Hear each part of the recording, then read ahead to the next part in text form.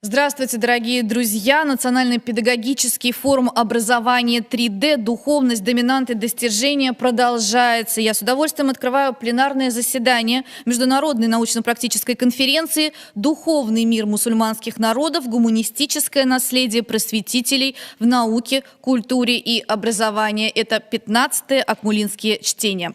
Мы ведем трансляцию в YouTube. Вы можете присылать свои вопросы спикерам в комментариях в трансляции. Я же постараюсь их озвучить. Ну и с первым приветственным словом выступает ректор Башкирского государственного педагогического университета имени Акмуллы Сагитов Салават Талгатович. Добрый день, уважаемые друзья, участники нашего форума, участники нашей конференции «Духовный мир мусульманских народов». Искренне рад приветствовать вас здесь, на нашей площадке. Действительно, раньше приветствовали в стенах университета, сейчас приветствуем всех участников конференции в стенах нашей площадки. И особую благодарность хотелось бы выразить нашим соорганизаторам, Фонду поддержки исламской культуры, науки и образования, Государственному институту русского языка имени Александра Сергеевича Пушкина, Евразийского национального университета имени Льва Николаевича Гумилева и Кыргызскому национальному университету имени Жусупа Баласагына.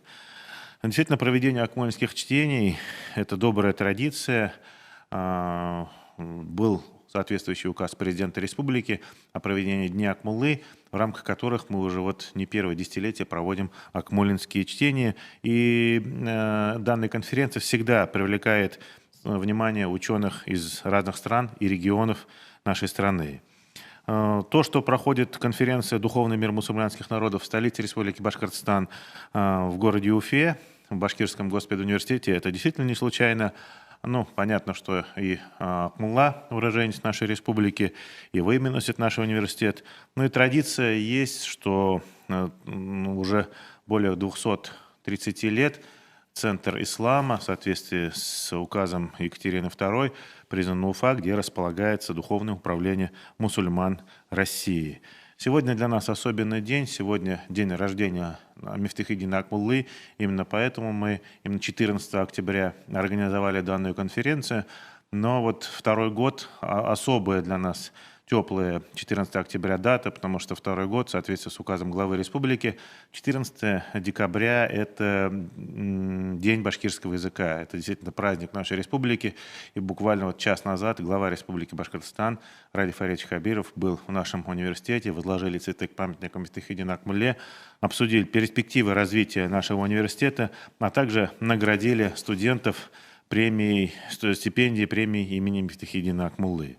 Вообще, конечно, наш континент, Евразия, это не просто крупнейший материк на планете Земля, который протянут с севера на юг на 8 тысяч километров, с запада на восток на 16 тысяч километров. Это не просто континент с самыми высокими горами и самыми большими долинами. Это не просто единственный континент, который омывается 4 океанами. Наверное, самое главное, что наш континент – это родина древнейших цивилизаций, которые формировали и формируют всю историю человечества. Бескрайние просторы евразийского материка много повидали на протяжении всей своей истории. Это и великие переселения народов, и, к сожалению, бесконечные войны, это и выдающиеся научные открытия, и проникновенные народные мелодии, нескончаемые философские рассуждения о добре и зле, о свободе, о смысле жизни. И, наверное, особым явлением в этой безграничной истории является как раз просветительство.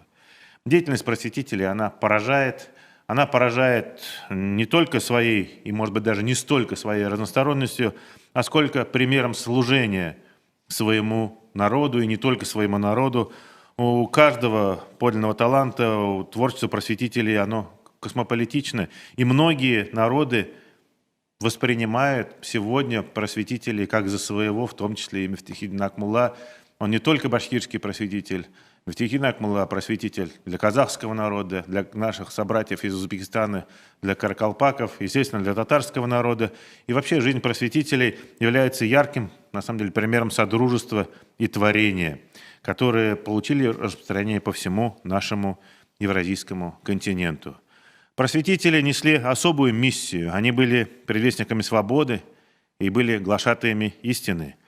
Составители алфавитов, основатели письменной литературы, зачинатели музыкального искусства и живописи.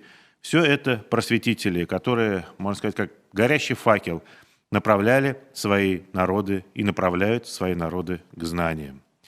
И наряду с прекрасными поэтическими творениями, прозаическими текстами, драматическими произведениями просветители оставили нам с вами прекрасные учебники и учебные пособия. Сегодня многие наши науки зиждятся именно на той базе, которую оставили для нас просветители. И наша конференция, как я уже сказал, проходит в день рождения одного из выдающихся просветителей Евразии и мусульманского мира Мифтахиддина Акмуллы. За долгие годы конференция стала открытой площадкой для исследователей гуманитарной сферы, педагогов, учителей и всех тех, кого объединяет стремление повысить качество образования, популяризировать научные знания и, самое главное, наметить траектории будущей совместной деятельности. В этом году подобная работа приобрела исключительное значение, ведь 2020 год кардинально изменил нашу с вами жизнь, и новая реальность уже поставила перед учеными, педагогами принципиально новые задачи.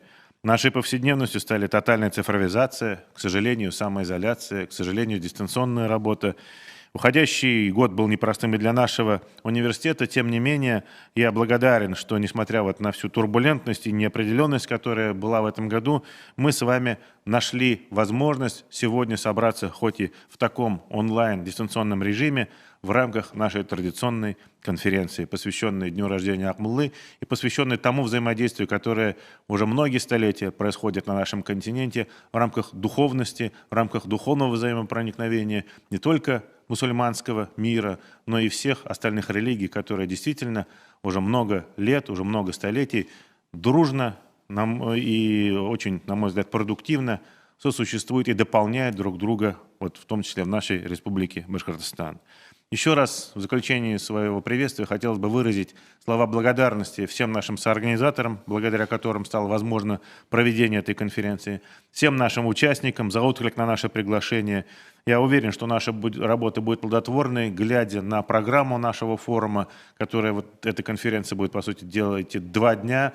Я думаю, что много интересных предложений будет со стороны наших спикеров, со стороны участников, и мы сможем помочь в дальнейшем нашему обществу, выработав какие-то, пусть даже, может быть, небольшие новации, но помочь вот в это столь сложное время, в период и пандемии, причем эта пандемия больше, наверное, носит такой психологический уже характер теперь, да, поможет людям выйти из этой трудной ситуации. Всегда, когда общество оказывалось в таком неопределенном, как сегодня, состоянии, либо наука, либо религия, а это одним словом можно иметь духовная сфера, именно духовная сфера помогала и каждому отдельно человеку, и каждому народу, и всему обществу находить пути решения. Я думаю, сегодня мы с вами, уважаемые коллеги, Аллах Верха, сможем движение и продуктивность нашей конференции, я думаю, она будет обеспечена. Желаю всем нам успешной работы. Ихтабаралысын, Зур Рахмет. Спасибо, Салат Талгатович. А я передаю слово советнику директора Фонда поддержки исламского образования, науки и культуры Петрову Алексею Владимировичу. Алексей Владимирович, вы нас слышите?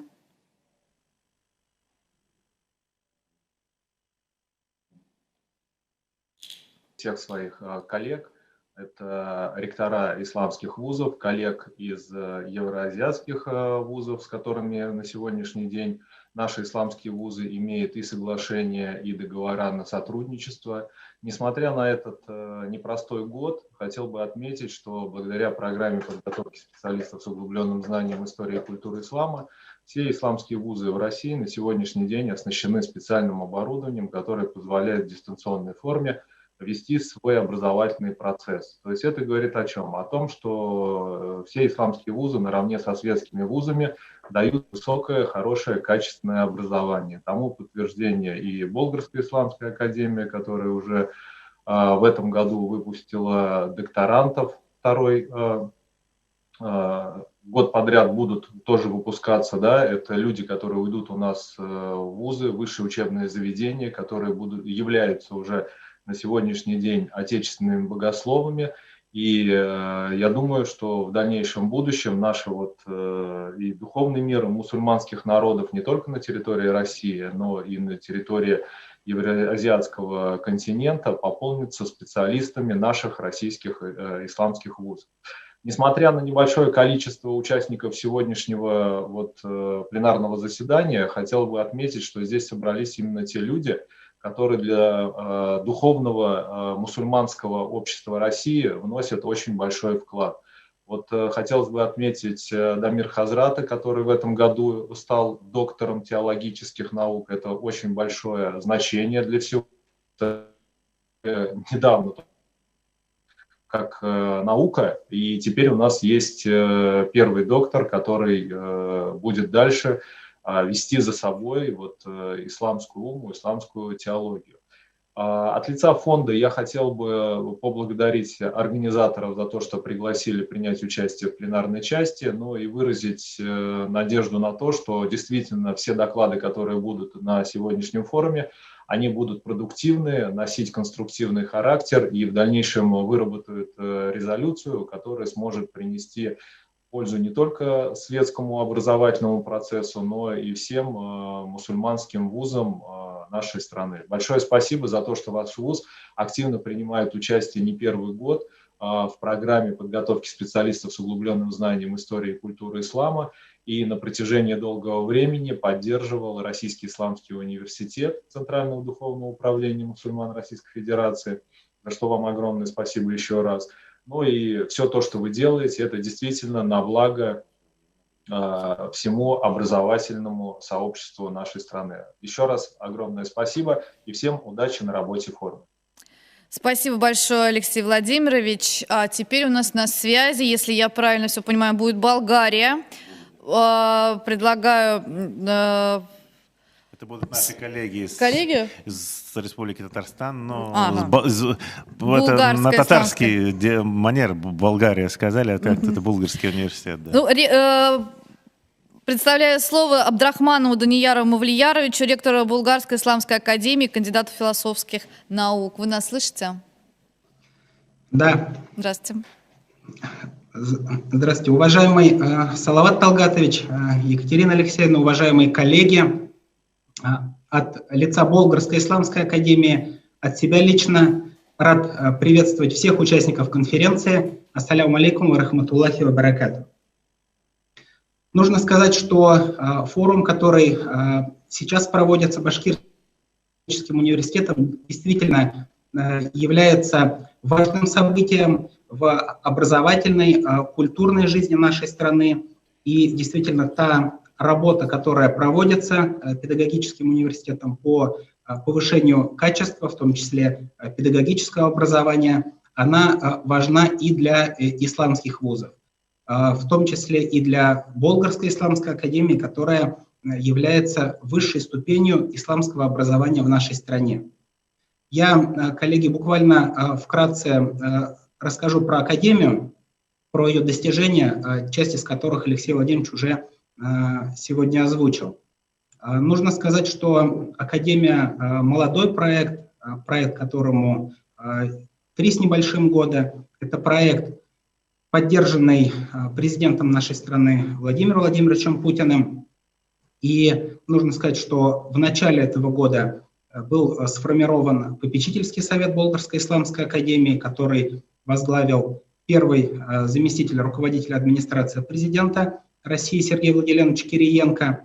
В состав попечительского совета вошли главы республик с преимущественным проживанием мусульманского населения, крупные ученые, крупные меценаты. Нужно сказать, что Академия ведет образовательную деятельность по программам магистратуры и докторантуры. В прошлом году состоялось поистине историческое событие защиты первых диссертаций на соискание богословской степени доктора исламских наук. Нами впервые на постсоветском пространстве был сформирован диссертационный совет, который в этом году провел уже вторые защиты докторских диссертаций. Также нужно сказать, что летом мы выпустили первых магистров исламских наук. Ими стали 23 наших студента. Плюс ко всему, вот направление теологии, которое сейчас признано официально и светской специальностью. С этого года мы начали обучение по специальности теология. Студенты, которые обучаются у нас по нашим неаккредитованным программам, смогут получить, выпускаясь, 2 диплома – государственный и светский, что действительно позволит им работать в более широком спектре учреждений и, безусловно, даст им необходимые компетенции. Если говорить про развитие научной составляющей, то, о чем подробно говорил Салават Талгатович, развитие духовного наследия наших просветителей, тех богословов, которые работали в 17, 18, 19 веках. Академия ведет очень важную работу, в том числе у нас выстроено взаимодействие с Уфимским научным центром Российской академии наук. В течение мы провели очень интересную работу по подготовке к публикации рукописного труда Ризаэддина Фахриддина Исламдина, и надеемся, что к концу декабря этого года этот наш совместный труд, он увидит свет. Безусловно, вопрос о повышении качества образования – это в конечном счете вопрос о конкурентоспособности каждого выпускника. Ведь еще до революции наше богословское образование считалось одним из самых качественных в исламском мире.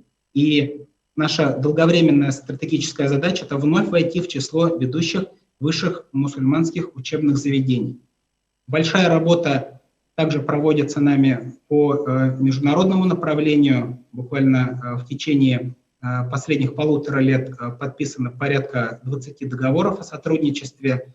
К нам прибывают на постоянную работу, работают в качестве научных руководителей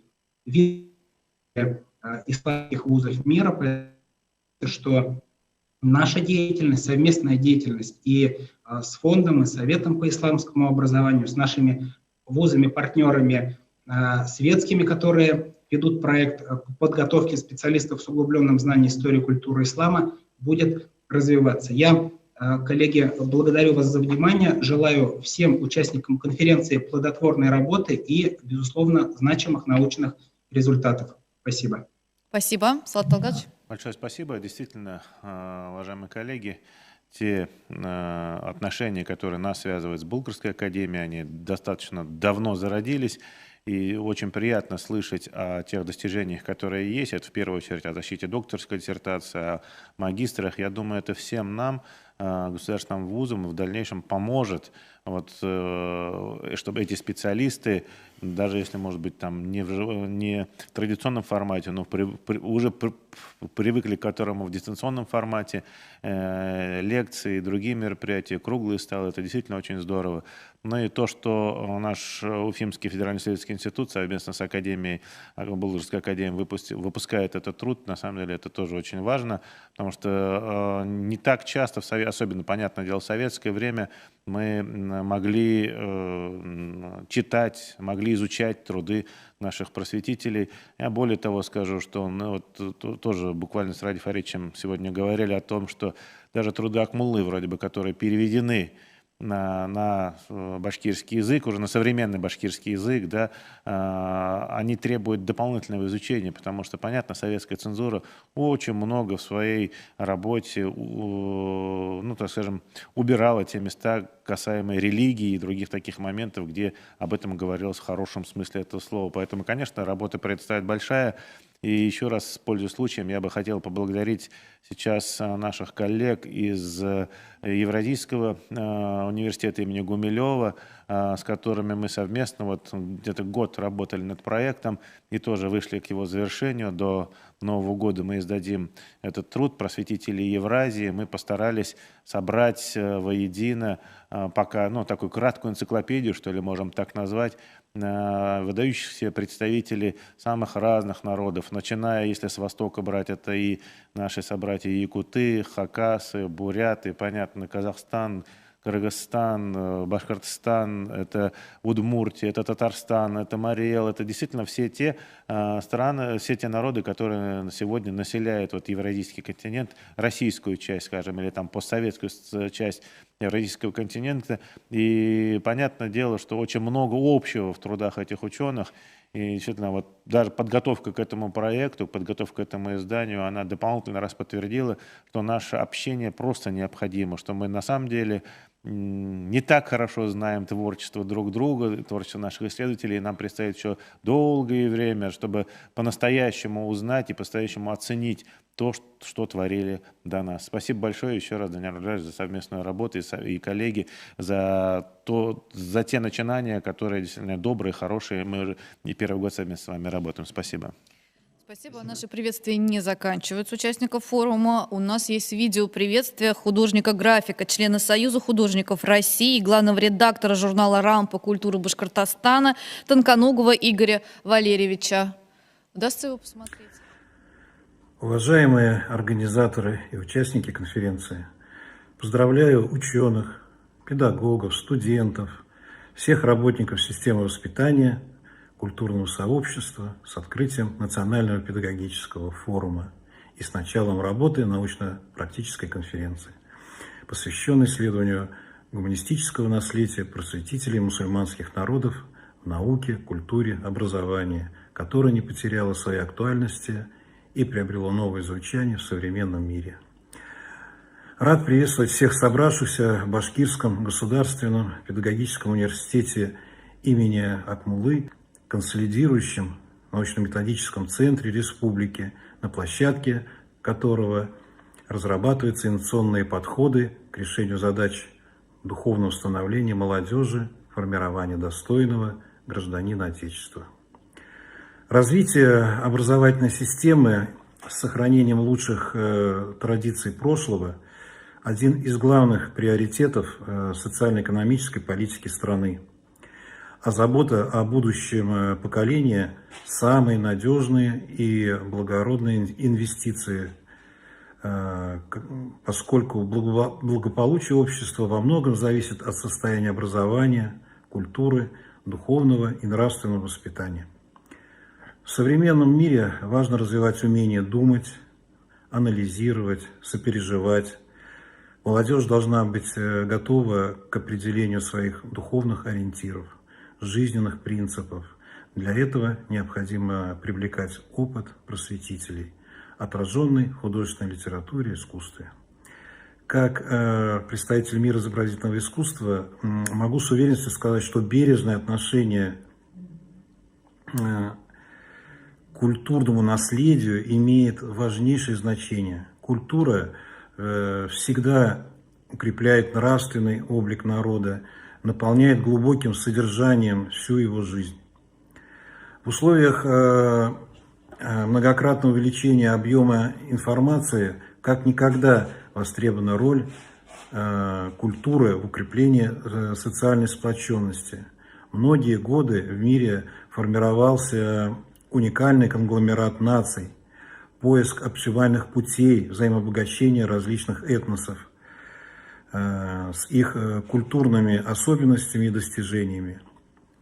Культура является тем объединяющим фактором, который обеспечивает межнациональное единство. Желаю всем плодотворной работы, укрепления научных и культурных связей, взаимовыгодного сотрудничества, интересных дискуссий на секционных занятиях, заседаниях, которые дадут старт новым проектам и исследованиям. Счастливо. А к нам присоединился ректор Российского исламского университета Сулейманов Артур Русланович. Артур Русланович, вам слово. Здравствуйте. Здравствуйте, спасибо. Можно начинать, да? Конечно. Альхамдулиллахи ва бихи настаин, вассаляту вассаляму аля ашрафил анбия валь мурсалин, саидина ва хабибина Мухаммадин ва аля алихи ва асхабихи аджмаин. Уважаемый Салават Талгатович, уважаемые участники Международной научно-практической конференции «Духовный мир мусульманских народов. Гуманистическое наследие просветителей в науке, культуре и образовании».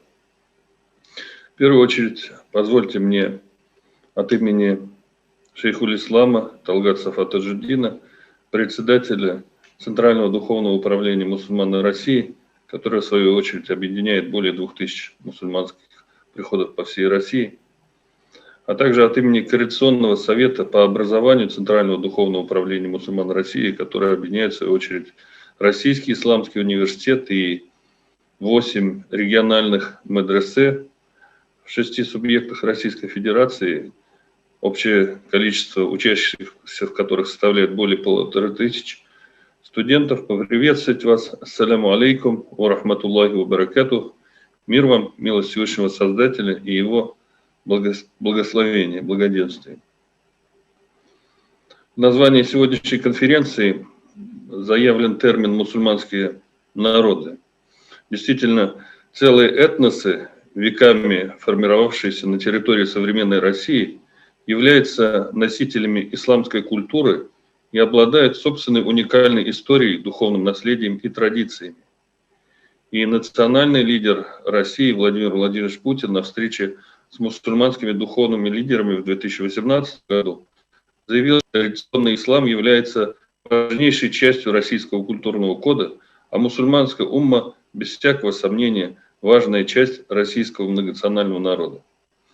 И очень отрадно, что при таком представительстве и государства, и научного сообщества, и духовенства совместно обсуждаются вопросы, связанные с духовностью, которая, в свою очередь, является неотъемлемой частью духовного, национального кода России. И нас не может радовать тот факт, что уже более 30 лет, как мы сообща восстанавливаем и возрождаем наши духовные традиции и культуру.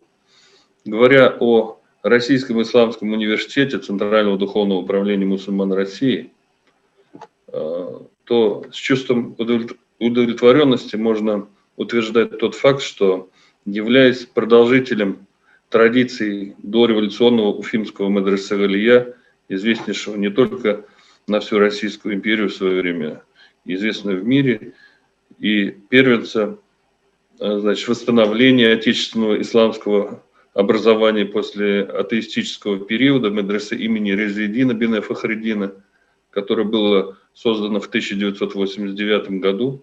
Российский исламский университет Центрального духовного управления мусульман России на сегодняшний день является не только кузницей кадров. К слову сказать, вот за этот период, с 1989 года, наш университет выпустил более 2000 служителей мусульманских религиозных организаций для служения в мечетях, для преподавания и просвещения, духовного просвещения. Начиная, значит, с 2007 года наш вуз активно взаимодействует с Башкирским государственным педагогическим университетом имени Мифтахеддина Акмуллы, совместно, значит, при поддержке партнера Российский исламский университет достиг успехов в развитии и возрождении отечественного исламского образования. Начиная с 2017 года мы фактически являемся менеджером в системе мусульманского образования и занимаемся координацией взаимодействия между медресе, между средними профессиональными мусульманскими организациями и исламским университетом. Активно совместно работаем над внедрением, усовершенствованием и внедрением единых образовательных стандартов совместно с Советом по исламскому образованию, совместно, значит, работаем над развитием нашего международного сотрудничества, делаем и совместные международные какие-то договора с известными образовательными центрами исламского мира, такими как университет Аль-Азхар, значит, с кем наш университет заключил договор, и с Федерацией университетов исламского мира. Российский исламский университет является членом исполнительного комитета этой уважаемой организации в составе ИССК. Значит, мы сообща работаем над развитием отечественного, современного, конкурентоспособного исламского образования. Начиная с прошлого года, когда была озвучена инициатива по созданию Евразийской ассоциации содействия исламскому образованию, Российский исламский университет также занимается реализацией и продвижением, и претворением в жизнь этой идеи. В этом году нами было проведено несколько международных семинаров.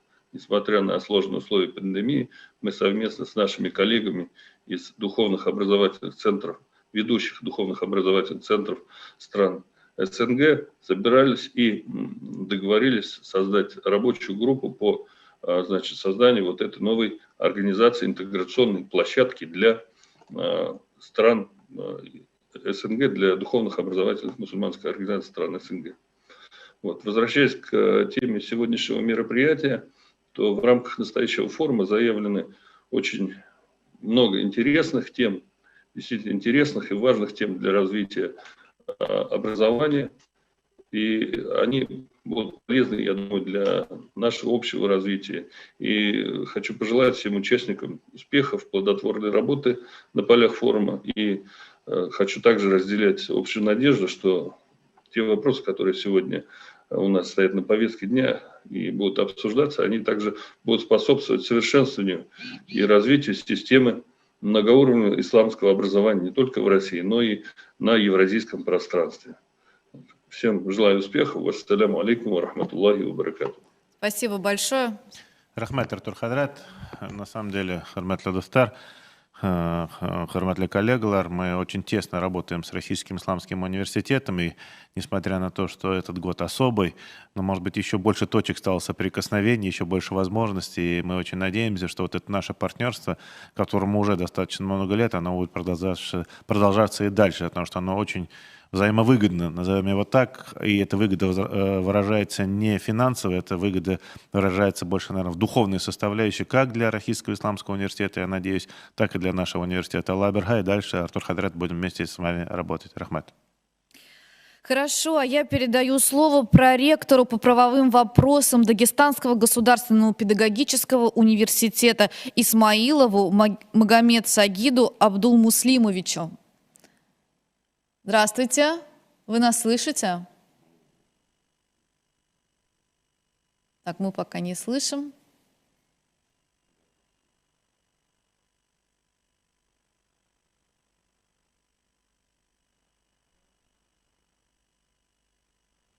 У нас включается звук. Я вижу много представителей разных направлений, что это отрадно. И сама тематика данной конференции, данного форума предполагает плотную работу в плане реализации тех задач, которые стоят перед нами. Что касается самой темы, она очень актуальна. Исследование и обсуждение в таком формате проблем духовности народов территории межнационального, межконфессионального и межличностного мира и согласия в многонациональной, многоконфессиональной нашей стране. Также важность темы заключается в том, что в силу его концептуального характера она может надеяться обнажить новые перспективные направления в педагогике и окажется востребованием в учебно-педагогическом процессе педагогических вузов, потенциально заложенных в обозначенных проблемах 3D – духовность, доминанты и достижения. Безусловно, вот то, о чем говорил Салават Талгатович, общение было. И еще в XIX веке был момент, когда в Дагестан прибыл представитель духовенства Таджудин, чтобы как бы найти общий язык с имамом Шамилем и закончить вот это жесткое и кровавое противостояние. Помимо этого были и другие, возможно, общения. И, безусловно, вот тот момент, о котором говорилось, что данная площадка создает возможности для реализации тех программ, проектов, даст хороший. И еще один момент, вот коллеги упоминали советский период, когда мы ездили, общались, а теперь появилась другая возможность, в онлайн-режиме можно говорить, общаться. И, безусловно, очень интересно слушать доклады. Мы в какой-то мере долго не слышали, кроме как возможности читать не было, а теперь, когда видишь, можно и поспорить, подискутировать. Поэтому большое спасибо еще раз организаторам. Хочу пожелать успешной работы, форуму новых тем, интересных, продуктивных дискуссий и очередных высот педагогического мастерства. В добрый путь, уважаемые коллеги. Спасибо.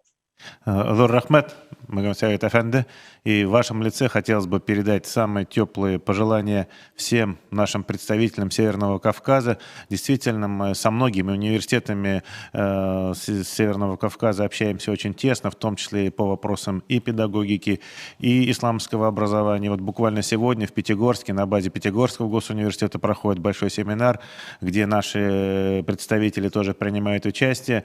И я действительно то, возможно, где-то чуть разнообразное мировоззрение, которое в Уральских горах, в Кавказских горах формируется, но корни у нас одни, самое главное, как и во всем исламе, ценности одни, да, и вообще, как в любой религии, ценности настоящие, они одни, и мы уверены, что вот дальнейшее такое наше взаимодействие на разных площадках, оно только приведет к хорошему. Еще раз большое спасибо за то, что вы нашли возможность поучаствовать в нашем форуме. Рахмет. Вам тоже спасибо. Спасибо, коллеги. А мы продолжаем нашу конференцию. Пришло время докладов. Предлагаю к ним перейти. Если связь нас не подведет, то мы сейчас услышим Бишкек, Нур-Султан и Москву. И первым у нас заявлен доклад первые акыны просветителя Кыргызстана, проректора по языковой политике и воспитательной работе Кыргызского национального университета имени Балыс Агына, город Бишкек. У нас спикер Телебаев Садык Алаханович. Садык Алаханович, вы нас слышите? Включите, пожалуйста, звук у себя в программе, потому что мы вас, к сожалению, не слышим пока. Здравствуйте, включите звук. Вот. Садык Алаханович. Погромче немножко. Да, вот сейчас мы стали вас слышать.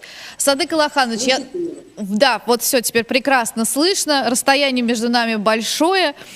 Теперь слышно хорошо. Вы знаете, у меня к вам есть просьба. Я знаю, что вы передали нам несколько видеофрагментов, и вы хотите, чтобы мы их показали, поэтому я вас прошу нам дать команду, когда нужно будет первое видео ставить, второе, третье, четвертое. Ну, и договорились. Думаете? Ну, мы по команде будем вашей работать, хорошо? Слушаем вас внимательно, Садык Алаханович. Здравствуйте, уважаемые коллеги.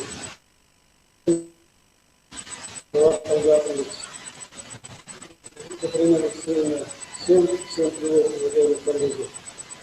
Я очень рад, что снова вижу своих друзей из Башкортостана и из регионов нашего сотрудничества. Сначала я хочу искренне поздравить всех вас с таким праздником, как Днем башкирского языка. Это воистину святой день для народа. Воистину святой день. Я искренне еще раз поздравляю всех наших башкирских друзей. Вы сами знаете, что, кажется, сейчас Катерина Алексеевна сказала, что тема моего выступления называется «Первые акыны просветителя Кыргызстана». Почему я взял эту тему? Потому что вы сами прекрасно знаете, что наша главной темой нашей конференции является духовный мир мусульманских народов, гуманистические наследия, гуманистические наследия просветителей науки, культуры и образования. Именно поэтому мне мешает, кто-то там ходит, Екатерина Алексеевна. Екатерина Алексеевна. Да, слышу вас. Бесконечно там ходит кто-то и мешает мне. Ну вот тут случайно пробежали, больше не будем, извините, пожалуйста. А там мешает там.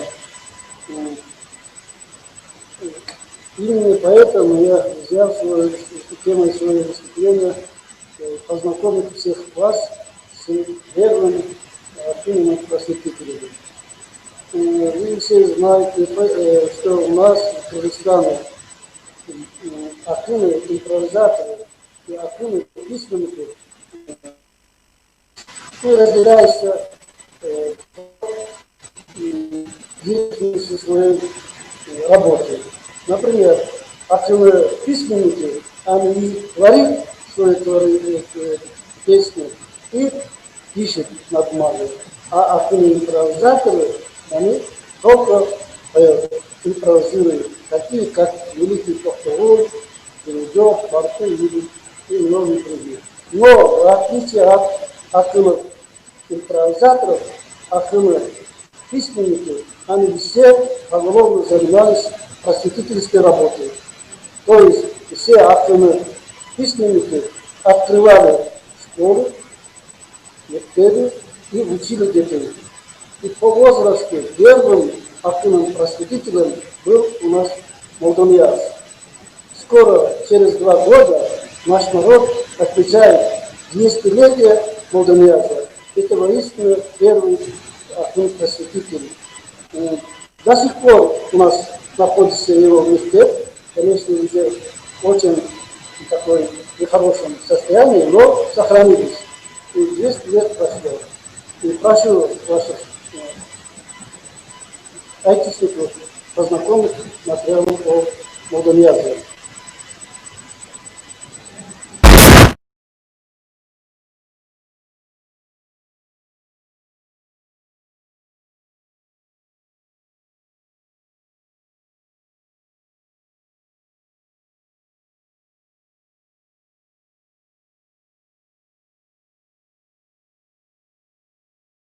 областынын Кадамжай районунун Кызылбулак айылы. Анын ой толгоолорунда, калтырган чыгармачылыгында дүйнөгө, тарыхый окуяларга, адамдардын өз ара мамилелерине жана коомго мусулмандык көз карашы ачык байкалып турат.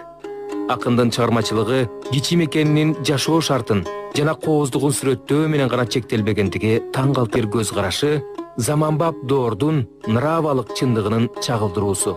Өзүнүн көпчүлүк акыл насаат ырларында акын жалпы адамдык баалуулуктарды даңазалайт. Бул анын ойчул гуманист экендигинин далили, өз мезгилинин ири агартуучусу болгон. Заманындагы башка акындардан айырмачылыгы жана өзгөчөлүгү биринчи жазма акын болгондугунда. Мындан тышкары, бүгүнкү күнү анын санааттарына, насаат ырларына, ой толгоолоруна кайрылсак, азыркы жана өткөн заманды терең түшүнүү мүмкүнчүлүгү түзүлөт. Мусулмандар башыга муң айтып кандай түн түшөт. Азап кылса момундар караңгы башка түн түшөт.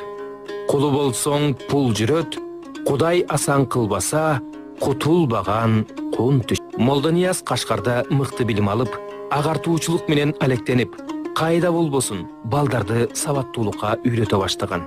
Анын дүйнө таанымы ислам түзүлүшү менен талаптарына, чыгыш философиясынын салттарына ылайык түптөлгөнүнө карабастан, балдар андан география жана биология боюнча билим алышкан. Биздин анын үстүнө анын айылындагы мектеп Молдонияздын ысымын алып жүрөт.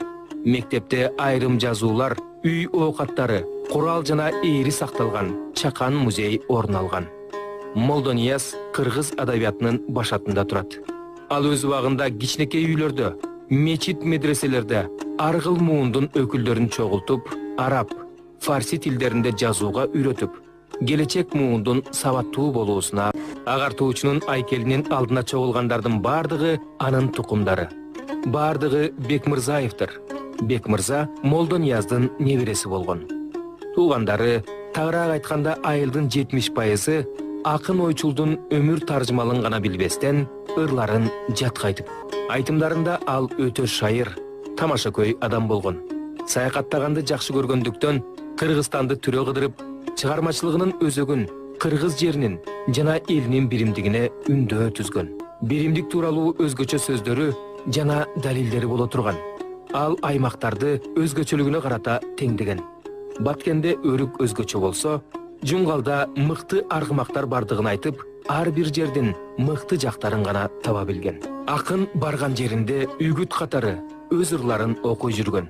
Ага элинин укуктарынын теңсиздиги үчүн кайгы капа болуу мүнөздүү.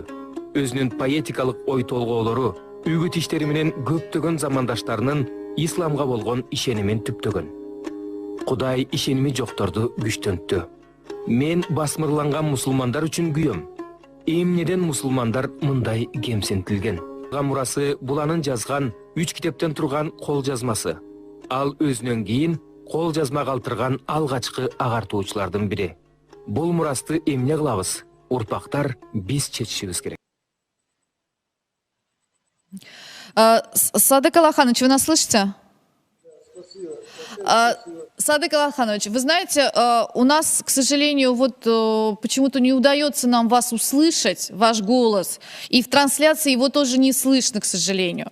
Вот, поэтому вы куда ушли? В общем, я предлагаю поступить... Так, вы появились наконец. Ага. Садык Алаханович, все равно нет, не слышно вас, зрители нас в трансляции тоже не слышат. Знаете, у меня какое предложение? Вот вы прислали еще 3 видео, я предлагаю их показать зрителям. Вы согласны? Да, к сожалению, качество микрофонов, с которым вы работаете, таково, что вас практически невозможно понять. Вот, поэтому я прошу прощения и предлагаю показать сейчас, продемонстрировать видео, которые вы нам подготовили. Они очень красочные, интересные. Я предлагаю их посмотреть, а потом я передам слово Даймиру Ваисовичу. Хорошо? Ну, к сожалению, техника, ничего не можем поделать на расстоянии с вашим микрофоном. Простите, пожалуйста. Давайте ставим видео.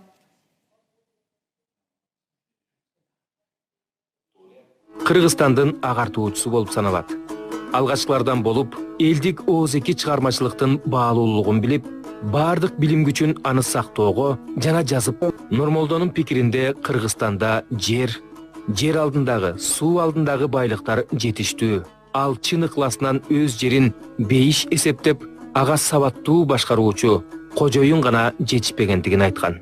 Анын тарыхый мекени Алабукада эстешет жана сыйлашат. Анын ысымын алып жүргөн мектеп, музейи жана айкели бар. Аталган музей менен айкел ошол жердин колуну экс өзгөчө кырдаалдар министри Темирбек Акматалиевдин аркасынан түптөлгөн.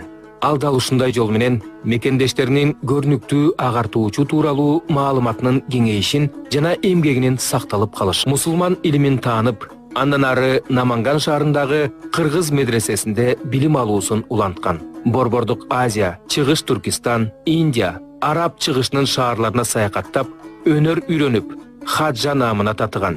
Аны сыйкырчы аташып, жалбырактан акча жасагандыгы, чыбыкты атка айланканы уламыш болуп, ооздон оозго өтүп келет. Негизинен мындай көрүнүш таң калыштуу деле эмес. Анткени ал көп убакыт суфий сыйкыр мекенинде билим алып, экстрасенсорикадан да кабардар болуп, сабак билим алган. Нурмолдо ар тараптуу жөндөмгө абдан маданияттуу адам болгон. Кыргыз фольклорун гана эмес, дүйнөлүк маданиятты жана чыгыш поэзиясын жакшы билгендиги айтылып жүрөт. Анын чыгармаларында Аристотель, Аль-Фараби, Фирдауси, Низами, Джами, Наваи, Саади, Бабур сыяктуу даанышмандардын ысымдары байма-бай белгиленип, дүйнөлүк адабияттын чыгармалары Шахнаме, Мажнун жана Лейла да эске алынган. Биздин ата-бабада жазгыс жигит көп болгон. Кастар менен чабышта кыйла кетеп жок болгон. Ошонун бирин айтагай колубузга топтолгон. Тарых бетин казыптыр, тырышып азып жазыптыр. Мен сен үчүн табарих. Аксы кенти Сайпедин Новруз ата жазыптыр. Ал өзү гана окубастан башкаларга да билимин үйрөтө жүргөн. Нурмолдонун тегерегин дайыма жаш балдар айланчыкташкан экен. Үйдөгү, мечиттерде болобу, сабак окута жүргөн. Ошондой эле ал замандаштарын дуба салып, окуу менен айыктырган. Ага психологиялык жактан илдетке туш болгондорду алып келишкен. Кантип мунун баарын тегиз алып жүрүү мүмкүн экендиги заманбап адам үчүн түшүнүксүз. Бул менен бирге артына ири адабий мурас калтыралды. Бирок биз муундары, урпактары чыгармаларын сактап кала албагандыгыбыз өкүндүрөт. Нурмолдонун чыгармалары 1996-97 жылдары кыргыз тилинде жарык көрүп, Замана жана Молдо медресесиндеги ырлар аталышын алды. Ал эми 2003 жылы Нурмолдо деген бир томдук жарык көрдү. Анын поэзиясында негизинен этикалык жана философиялык ой толгоолор басымдуулук кылат. Айрым чыгармалары икая, тамсил катары жазылган. Ырларында кат жазуу маданиятын, поэзия жана илимди даңазалаган. Нурмолдо коюлган жай азыр мазарга айланган. Жайындагы эң чоң баалуулуктар бул өз убагында Нурмолдо араб тилинде ташка чегип калтырып кеткен поэтикалык саптар жазылган эки таш.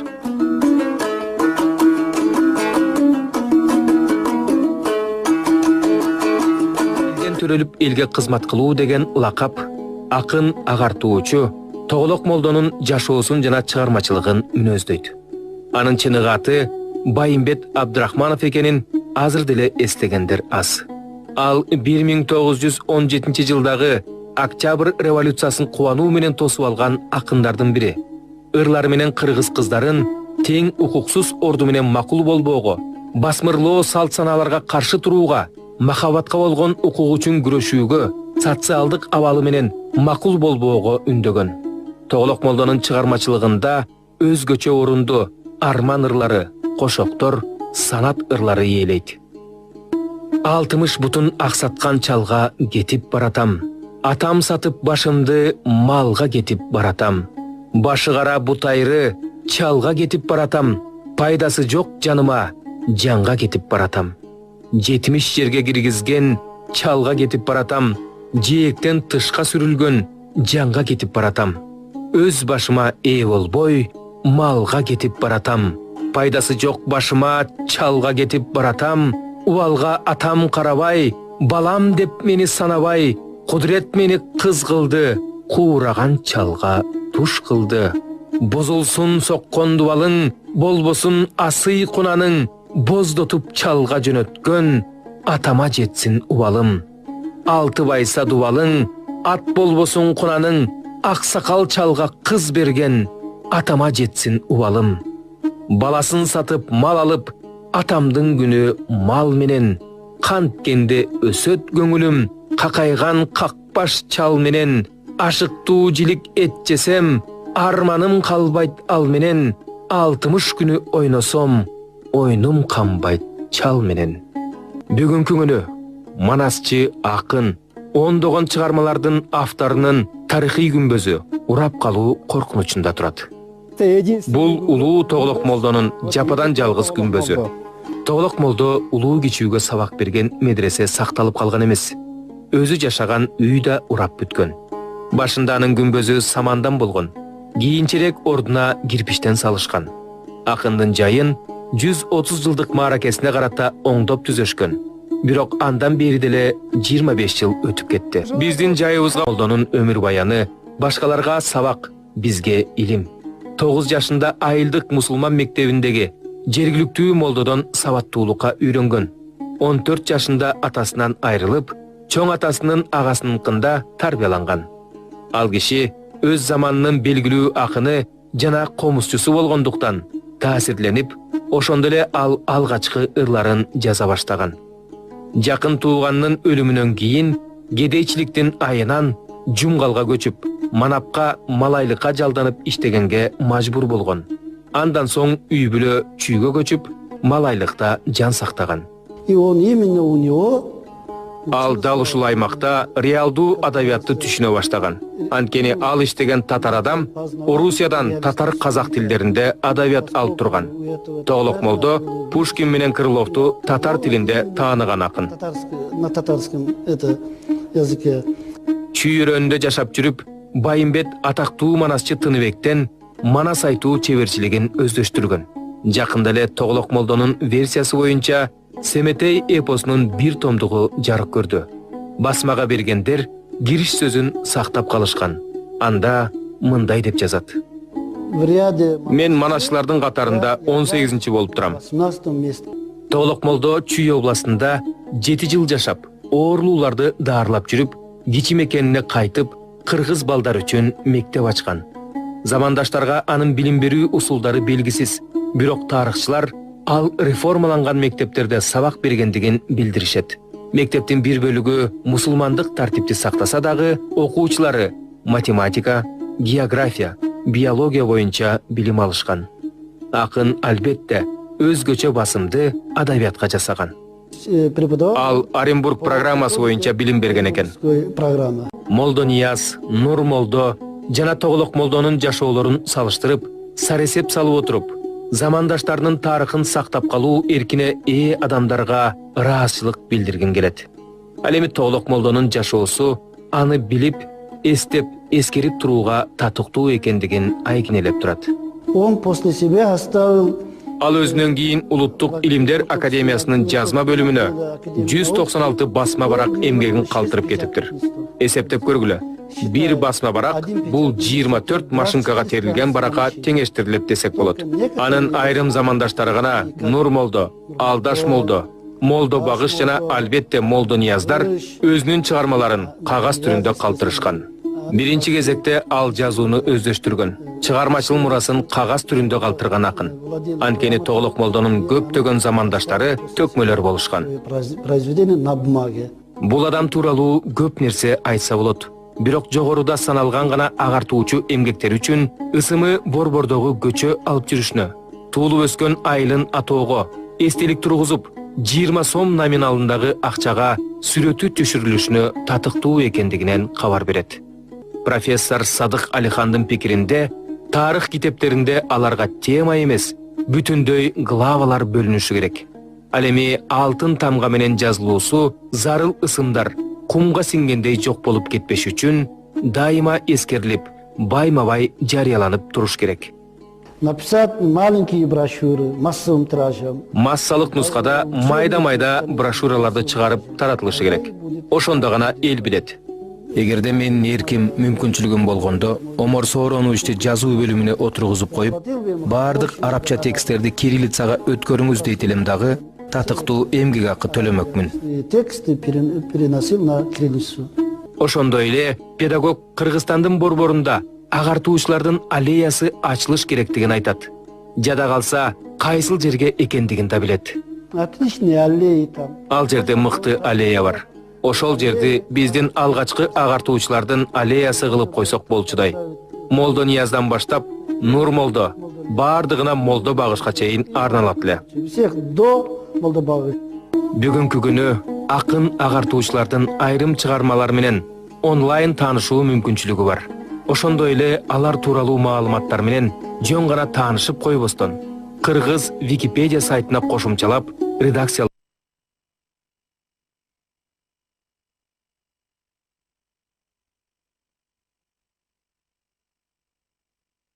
Вот, я иногда забываю включать микрофон, к сожалению. Мы продолжаем нашу конференцию, несмотря ни на что, несмотря ни какие преграды.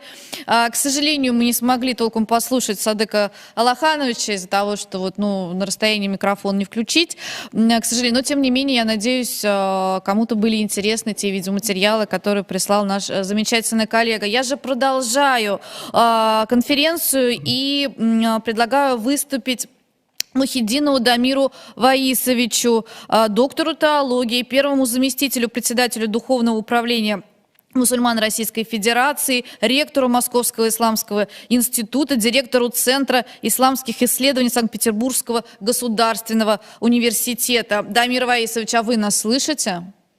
Да, спасибо большое. Ой, и мы вас слышим. Такое счастье. Слушаем вас. Бисмиллахи рахмани рахим. С именем Аллаха, милостивого, милосердного, глубоко уважаемый Салават Талгатович, уважаемые участники, организаторы и гости сегодняшней конференции.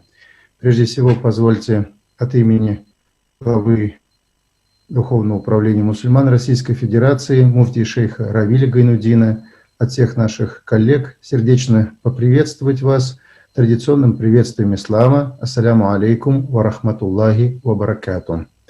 Я хочу также поблагодарить коллегу Алексея Владимировича Петрова, который поздравил меня с защитой докторской диссертации по исламской теологии. Благодарю вас, коллега. Сегодня я хотел бы порассуждать на тему о понятии традиционный ислам. Сегодня уже выступающие говорили неоднократно о том, что в нашей стране с 2002 года указом президента действует федеральная программа по подготовке специалистов с углубленным изучением истории и культуры ислама.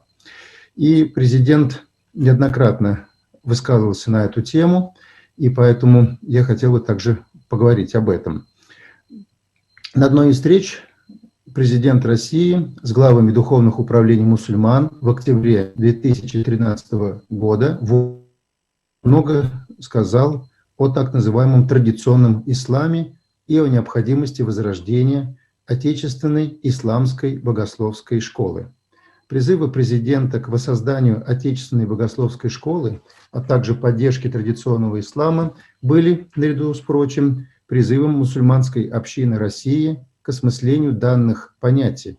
Однако, к сожалению, за прошедшие годы в этом направлении было сделано, на мой взгляд, недостаточно.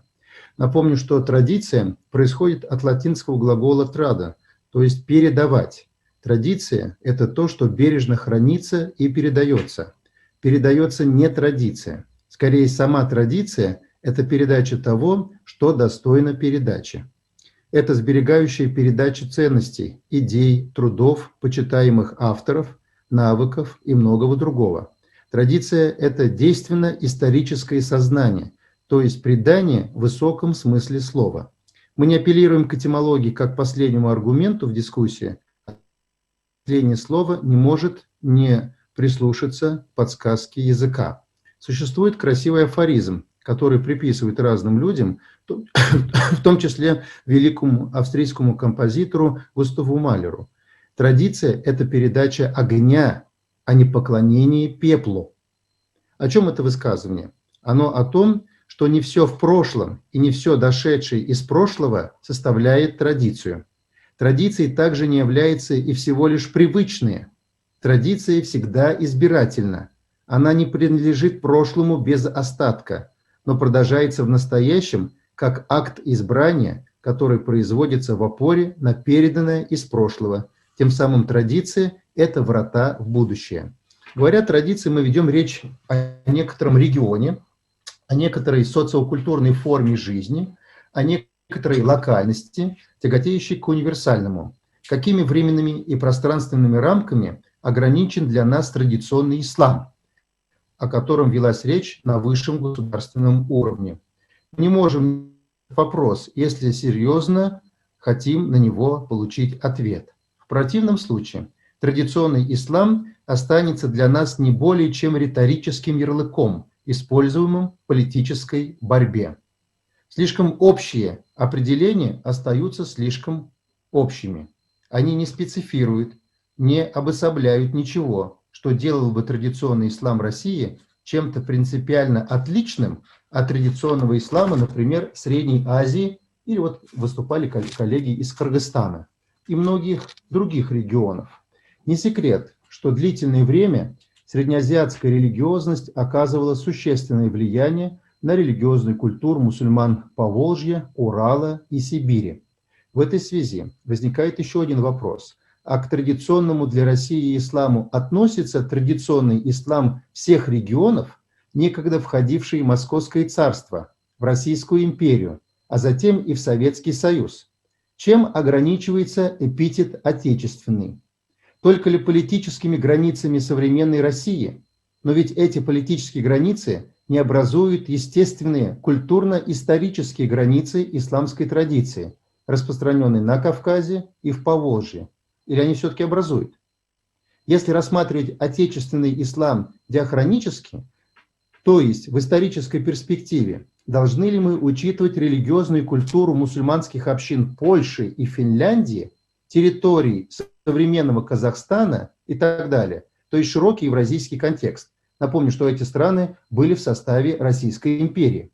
Что касается самой исторической перспективы, то есть аспекта времени, диахронии, то встает еще один вопрос. С какого момента необходимо вести отчет традиционного для России ислама? Начиная с принятия ислама в Волжской Булгарии или Золотой Орды?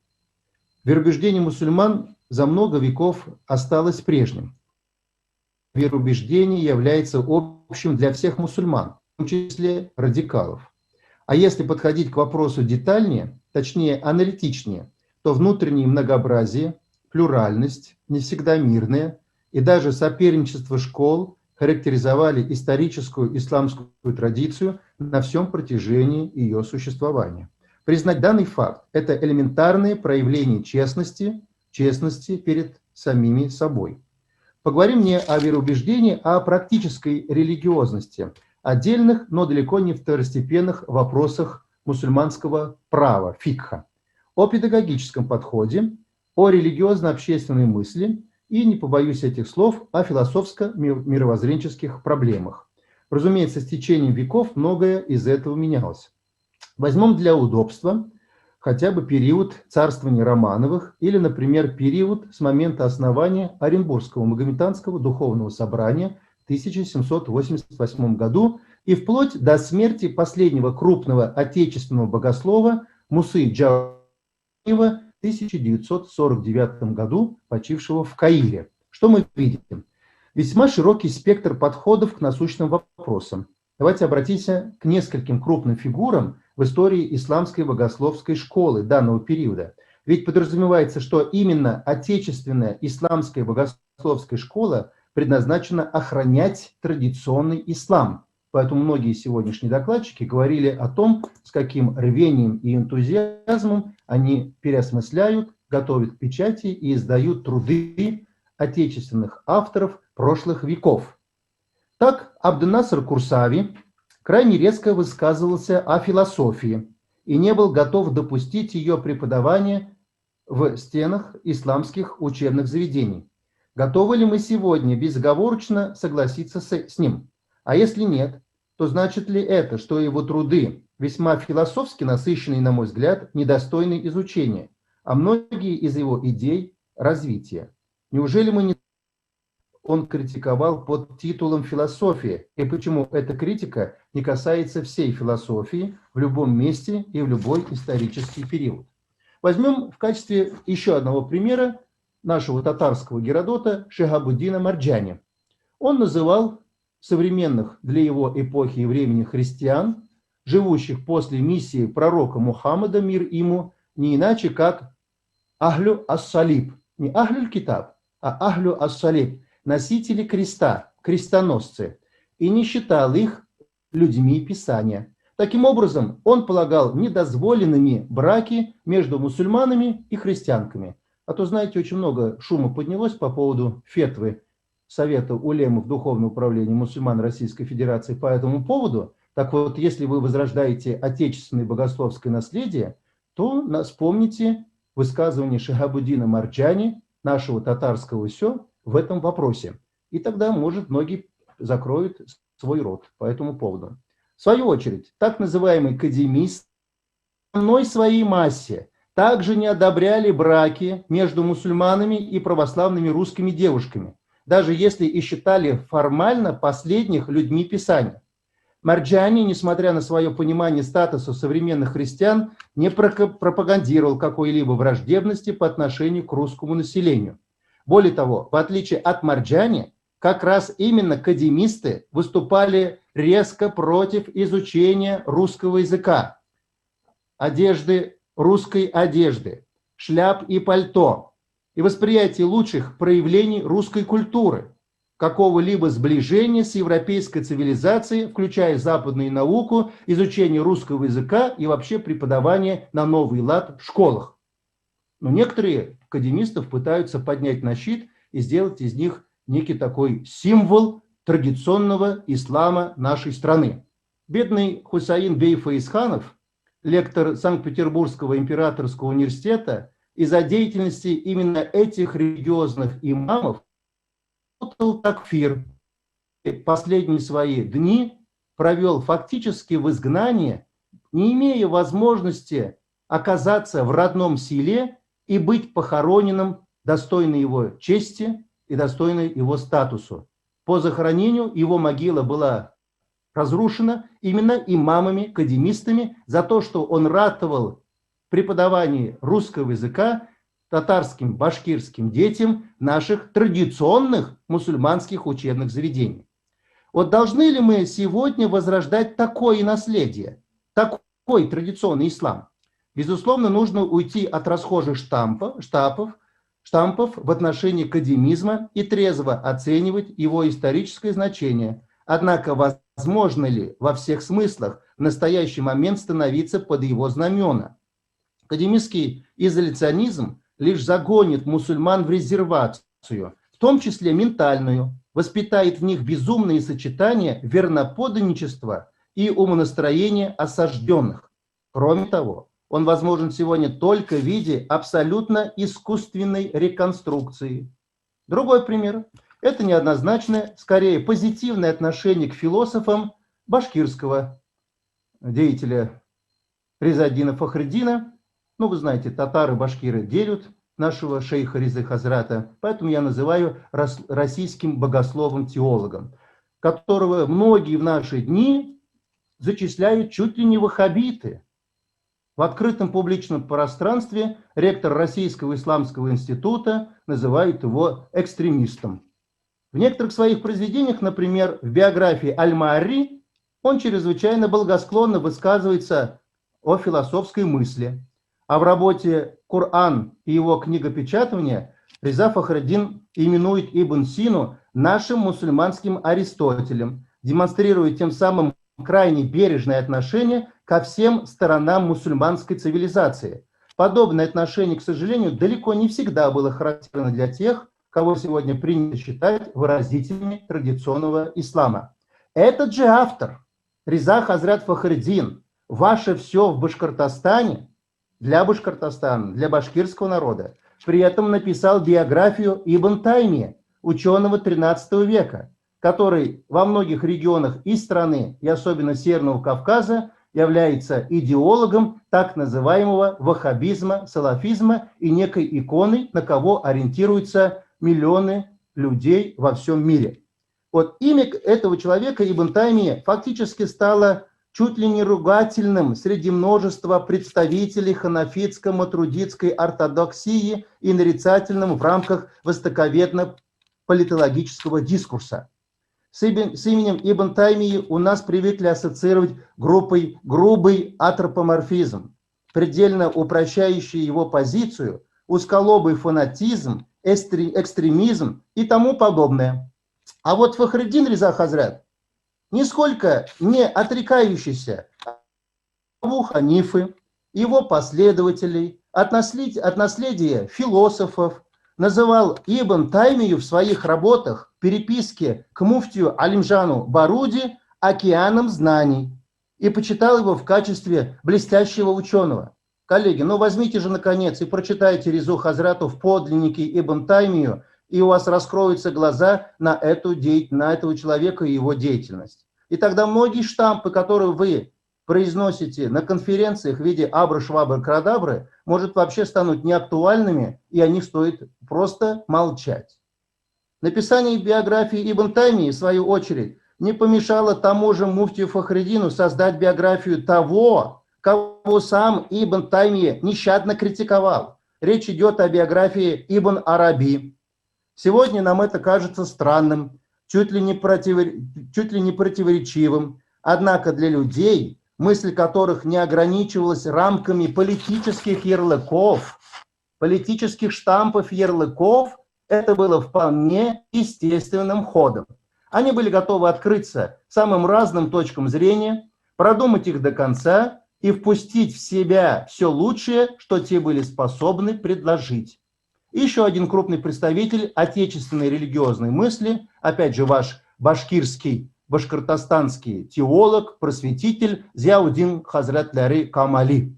Даже более, нежели Фахриддин, приветствовал философию. Но отметил другое. В своем главном труде «Философия ислама» Камали весьма скептично высказывается о ношении хиджаба. Еще раз повторю. Теолог скептически высказывается о ношении хиджаба, утверждая, что коранический аят о хиджабе касался исключительно жен нашего пророка. Уверен, что сейчас за его идеи многие мусульмане с удовольствием бросили камни и растерзали великого Камали.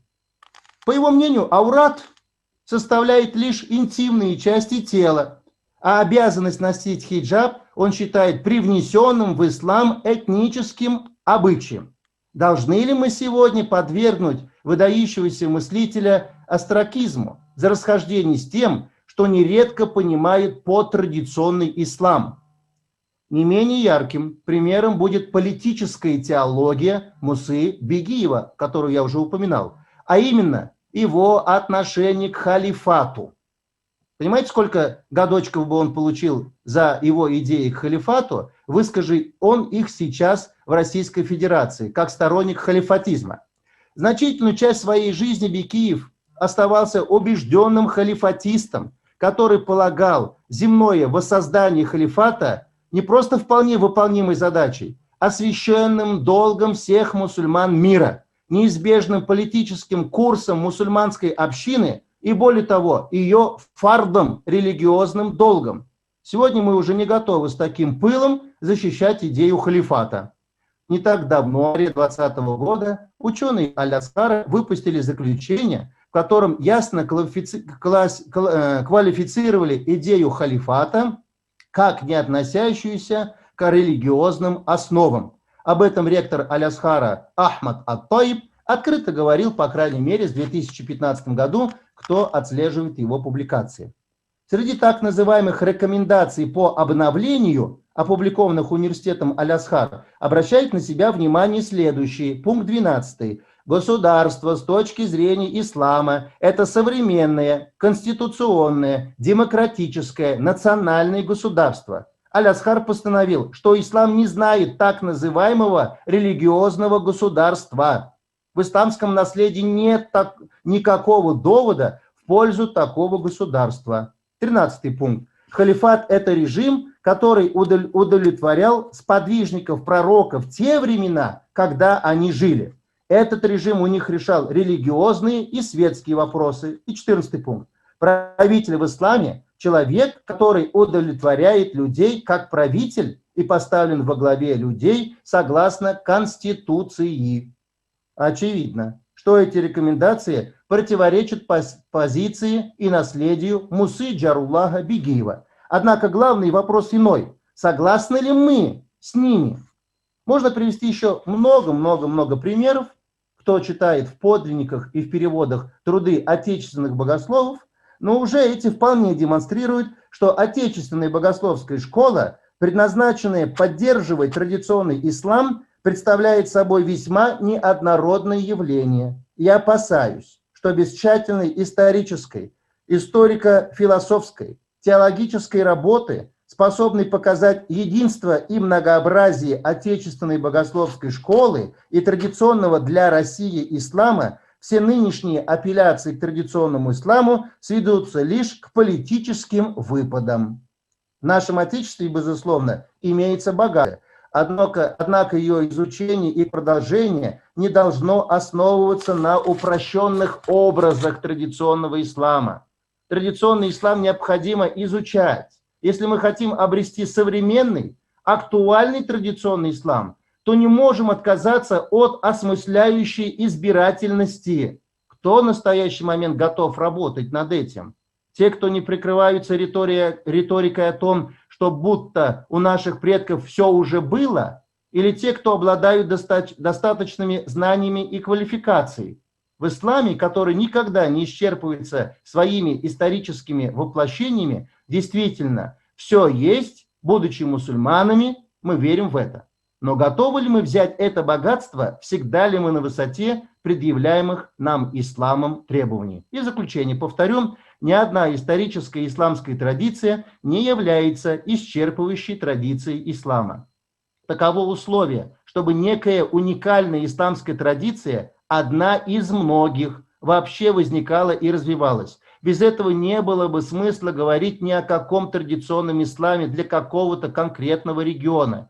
Еще одним условием развития традиции, который есть динамичный, а вовсе не законсервированный, не музейный феномен, является интеллектуальная честность, открытость, глубокие познания и добрая воля. Иначе говоря, традиция предполагает постоянное самообновление. Усердие на этом пути в наших руках, успех в Божьей воле. Издательский дом «Медина», главным редактором и основателем которого я являюсь больше 10 лет, готовит к изданию серию отечественного богословского наследия, в которой переведены уже на сегодняшний день и подготовлены к печати более чем 100 работ Резы Фахриддина, Мусы Джаруллаха Бегиева и других богословов Средней Азии, Крыма, Северного Кавказа и, конечно, центральноевропейской части России, Поволжья, Урала и Сибири. Я уверен, что ту работу, которую издательство ведет,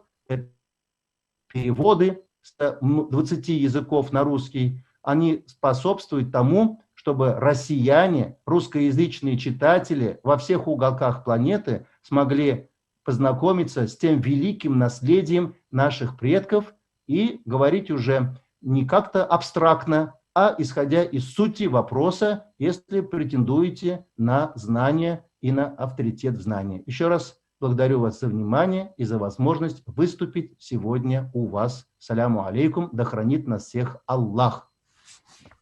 Дамир Ваисович, за такой интереснейший и заставляющий задуматься доклад. Мы сейчас перенесемся, я надеюсь, перенесемся в Казахстан, в прекрасный город Нур-Султан, с докладом, перекликающийся по тематике «Наследие и современность», выступит доктор филологических наук, профессор, заведующий кафедрой иностранной филологии Евразийского национального университета имени Гумилева Бешкенова Айгуль Ермековна. Здравствуйте. Слышно меня? Айгуль Здравствуйте. Ермековна. Ага, мы вас прекрасно слышим. Вам слово. Мои слайды видны? Сейчас уточним. Да. Видны, да? Да. Разверните их, пожалуйста. Вот у нас режиссер трансляции просит развернуть эти слайды. Сейчас.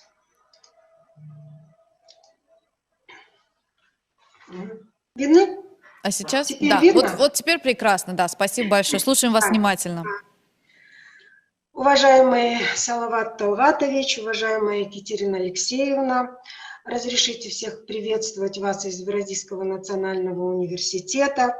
И хочу искренне поблагодарить Халиду Халитовну Галимову и Татьяну Александровну Буркову за приглашение для участия в этой конференции. Я уже не первый раз выступаю на акмолинских чтениях. 3 года назад я тоже в режиме в такой подобной конференции. И, конечно же, впечатления о работе таких конференций, акмолинских чтений, очень такие благоприятные. И я надеюсь, что данная конференция тоже будет способствовать развитию конструктивного диалога между участниками. Сегодняшний день – это в немалой степени претворение идей и практик, уходящих корнями в историю. У каждой такой идеи, практического опыта, открытого факта есть вдохновитель, с именем которого их связывают. И тогда говорят о великом наследии, оставленном первооткрывателем последующим поколениям. В мире достаточно личностей, внесших значительный вклад в развитие различных областей науки, образования, культуры. Их труды широко известны и составляют интеллектуальное достояние человечества. Например, при упоминании Китая всплывают Конфуция, России Достоевского и Толстого, Франции Вольтера и Руссо, Германии Гегеля и Гёте. Башкиры с большой гордостью говорят о Салавате Юлаеве и Мифтахиддине Акмуллы. Такой список можно продолжать до бесконечности. У каждого народа есть свои выдающиеся личности. И у казахского народа есть свои персоналии. Так, мне надо... Свои персоналии, с которыми народ связывает целые эпохи в своей культуре и истории. Такой личностью является Абай Кунанбаев. Как поэт почитается казахским народом так же, как Александр Пушкин русскими, Тарас Шевченко украинцами и Адам Мицкевич поляками. Но он был не только великим поэтом, но и глубоким мыслителем, философом, замечательным переводчиком, талантливым композитором. Общественная деятельность Абая сблизила культуру с русской и западноевропейской. Творческое и общественно-социальное наследие настолько красноречиво, что привлекает внимание исследователей не только в Казахстане, но и во всем мире. Тому подтверждением является тот факт, что 2020 год был объявлен Международной организацией тюркской культуры Тюрксой годом Абая Кунанбаева в ознаменовании 175-летия выдающегося казахского поэта и просветителя. Наследие Абая – это ценное достояние, открывающее путь к единству и процветанию. В этот юбилейный год проведены и продолжают проводиться многочисленные мероприятия, имеющие одну цель – открыть миру творчество Абая. Ему посвящены конференции, встречи, презентации книг, переводы, поэтические челленджи в разных уголках мира. В Германии, во Франции, в Японии, в США, в России, в Китае, в Грузии, в Украине. Абай Кунанбаев родился 10 августа 1845 года в местечке Жидыбай у подножия Чингисских гор нынешнего Семипалатинска Восточно-Казахстанской области. Большое влияние на формирование молодого Абая оказали его любимая бабушка Зире, большая мастерица устного рассказа, которая назвала внука не Ибрагимом, именем его официального наречения, а Абаем. И это имя означало осмотрительный, осторожный, миленький. Именно это имя и закрепилось за молодым человеком. Не менее важное место в жизни Абая занимала его мать Улжан, добрая и мудрая женщина.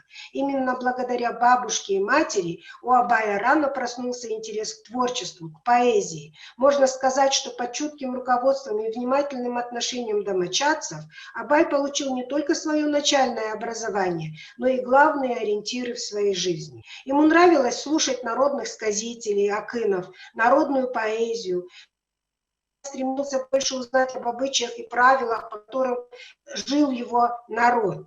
Абай происходит из знатного, богатого рода биев и аристократов. Отец Кунанбай начал приучать его к обязанностям главы рода еще с детства. Он научил его быть мудрым, справедливым, сдержанным, послал сына учиться грамоте у муллы. Абай получил образование в медресе Ахмед Ризы в Семипалатинске и одновременно в русской школе этого города. В исламском духовном училище мальчик не только освоил персидский и арабский языки, но и обучился ораторскому искусству. Уже в 28 лет Абай определился со своим будущим.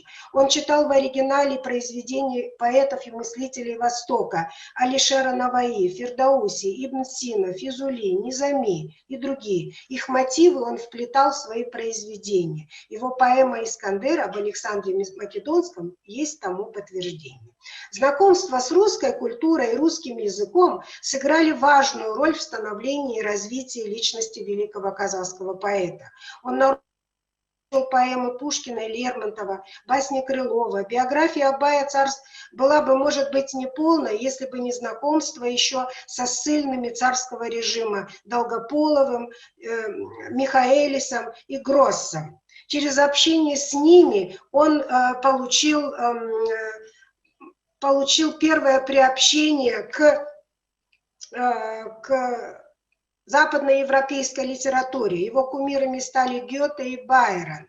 Великий Гёте вдохновлял и Михаила Лермонтова. Йоганн Вольфганг Гёте написал «Ночную песню странника». Михаил Лермонтов перевел это стихотворение на русский язык. И дальше с русского варианта на казахский язык перевел Абай Кунанбаев.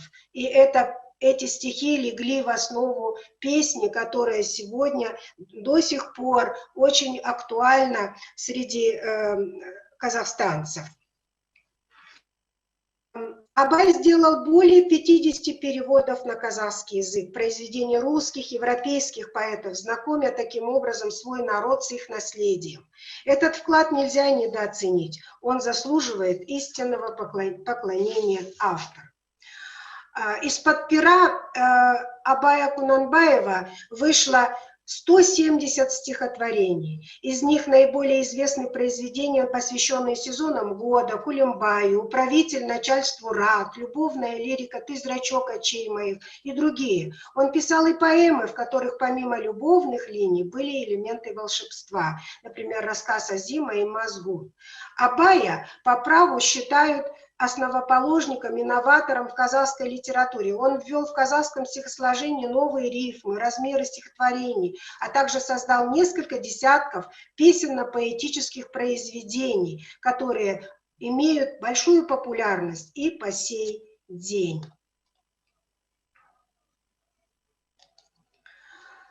Имя Абая вписано красной нитью в историю казахской культуры, литературы и просвещения. Его память чтут потомки. Памятники Абаю Курманбаеву установлены не только во всех крупных и малых городах и населенных пунктах Казахстана. Кроме того, они открыты еще и в Москве, в Ташкенте, Тегеране, Стамбуле, Каире, Пекине. Нет ни одного большого города, поселка в Казахстане, где бы не было улицы Абая. Его имя носит Национальный университет, библиотеки, Малый театр, Национальный педагогический университет и целые города. Имя Курманбаева носит горный пик в Заилийском Алатау высотой в 4010 метров над уровнем моря. И это все дань уважения великому казахскому писателю, поэту, философу. Произведения Абая пронизаны общечеловеческими ценностями и гуманистическими идеалами. Еще одно важное произведение великого мыслителя можно сегодня общему национальному. Речь идет о словах назидания, состоящего из 45 отдельных текстов, разных по объему и по написанию, посвященных разным темам. Это кладезь этико-философских мыслей о проблемах и человеческих пороках, о воспитании, о морали и праве, об истории народа, которую он бесконечно любит. Смысловой стержень слов назидания великого Абая – это человечность, культура, добродетель. В казахском языке произведение называется «карасёз», что переводится буквально «черное слово». Обратим внимание здесь на переосмысление прилагательного «черный». Дело в том, что «черный» в казахском мировосприятии связан с важными смыслами в жизни казахов в целом. Например, «кара шаңрақ» – это родной кров, «кара жорға» – национальный танец, «кара домбра», священная домбра. И таких примеров много. В большом казахско-русском словаре Бектаева 2007 года словосочетание «карасёз» переводится как «проза». Предполагаем, что влияние великого произведения Абая стало причиной такого расширения семантики и идиоматизации выражения. Больше всего «карасёз» Абая были переведены и продолжают переводиться разными поэтами и писателями на русский язык. Первый перевод был сделан Виктором Шкловским к столетию Абая под названием «Назидание» в 1945 году. После этого было много еще переводов. Но в 70-м году Сатимжан Санбаев опубликовал перевод под названием «Слова назидания». И это издание получилось более удачным и передает всю глубину мысли великого поэта. Именно под этим названием произведение получило сегодня широкую известность. Абая исследователи сравнивают с французским мыслителем Мишелем де Монтенем. Главным отличием является то, что Монтень представляет свои наблюдения за особенностью человеческого мировосприятия, говоря о пороках, этом себя частью этого общества. В словах назидания же Абая звучит глубокое осмысление социальных проблем, обращение к другим, призыв к обществу. Слова назидания Абая сегодня важны как гимн, призывающий к учению, накоплению знаний. Особенно интересно провести параллель их сути к требованиям современных стандартов образования и спроецировать сказанное более века назад мудрости на современные реалии. Я попыталась это сделать. Вот сейчас представлю вот эту свою как бы попытку на ваш суд, и вы посмотрите, насколько это возможно проводить такие параллели. Например, допустим, рассмотрим отдельные отрывки из знаменитого произведения с позиции современного образования. Первое, что бросается в глаза, это Абай мечтает улучшить общество путем приобщения его к знаниям. Нужно учиться, чтобы узнать то, что знают другие народы, чтобы стать равными среди них, чтобы стать защитой и опорой для своего народа, пишет Абай в своем 25-м слове. В содержании данного призыва усматриваем современные требования типовых правил деятельности организации образования, например, в Казахстане, через доступ к международно-образовательному пространству. Это самое главное требование, которое у нас стоит в типовых правилах. Или, например, концепция развития языкового образования Республики Казахстан в отношении, например, развития межкультурных компетенций, широкого изучения иностранных языков с тем, чтобы иметь доступ к международному образовательному пространству, стать ретрансляторами собственной культуры, истории, национальных ценностей и достоинств. Здесь важными видится в аспекте правил организации учебного процесса по кредитной технологии обучения, внедрение поликультурного и полиязыкового образования, создание всяческих условий мобильности, поступление на программы с выдачей двойного диплома, расширение международных проектов, связи на уровне межвузовских и междисциплинарных контактов.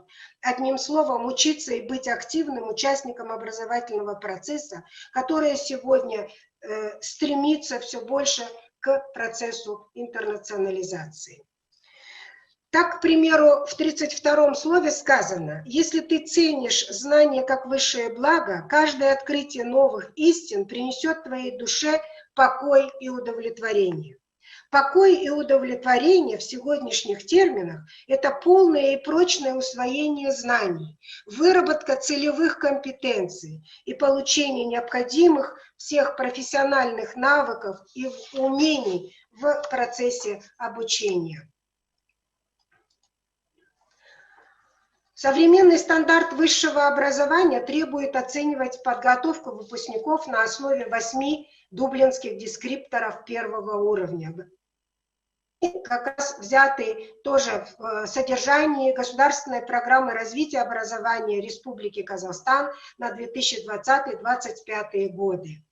Если посмотреть на них, то это демонстрация знаний и понимания их в изучаемой области, они должны быть основаны на передовых знаниях, применение знаний и понимания на профессиональном уровне, формулирование аргументов, решение проблем изучаемой области, осуществление сбора, интерпретации информации для формирования суждений с учетом социальных, этических, научных соображений, применять теоретические и практические знания для решения учебно-практических, профессиональных задач в изучаемой области, получать навыки, необходимые для самостоятельного продолжения дальнейшего обучения в изучаемой области, знать методы научных исследований академического письма и применять их, применять знания и понимать факты явления теории и сложной зависимости между ними, понимать значение принципов и культуры академической честности.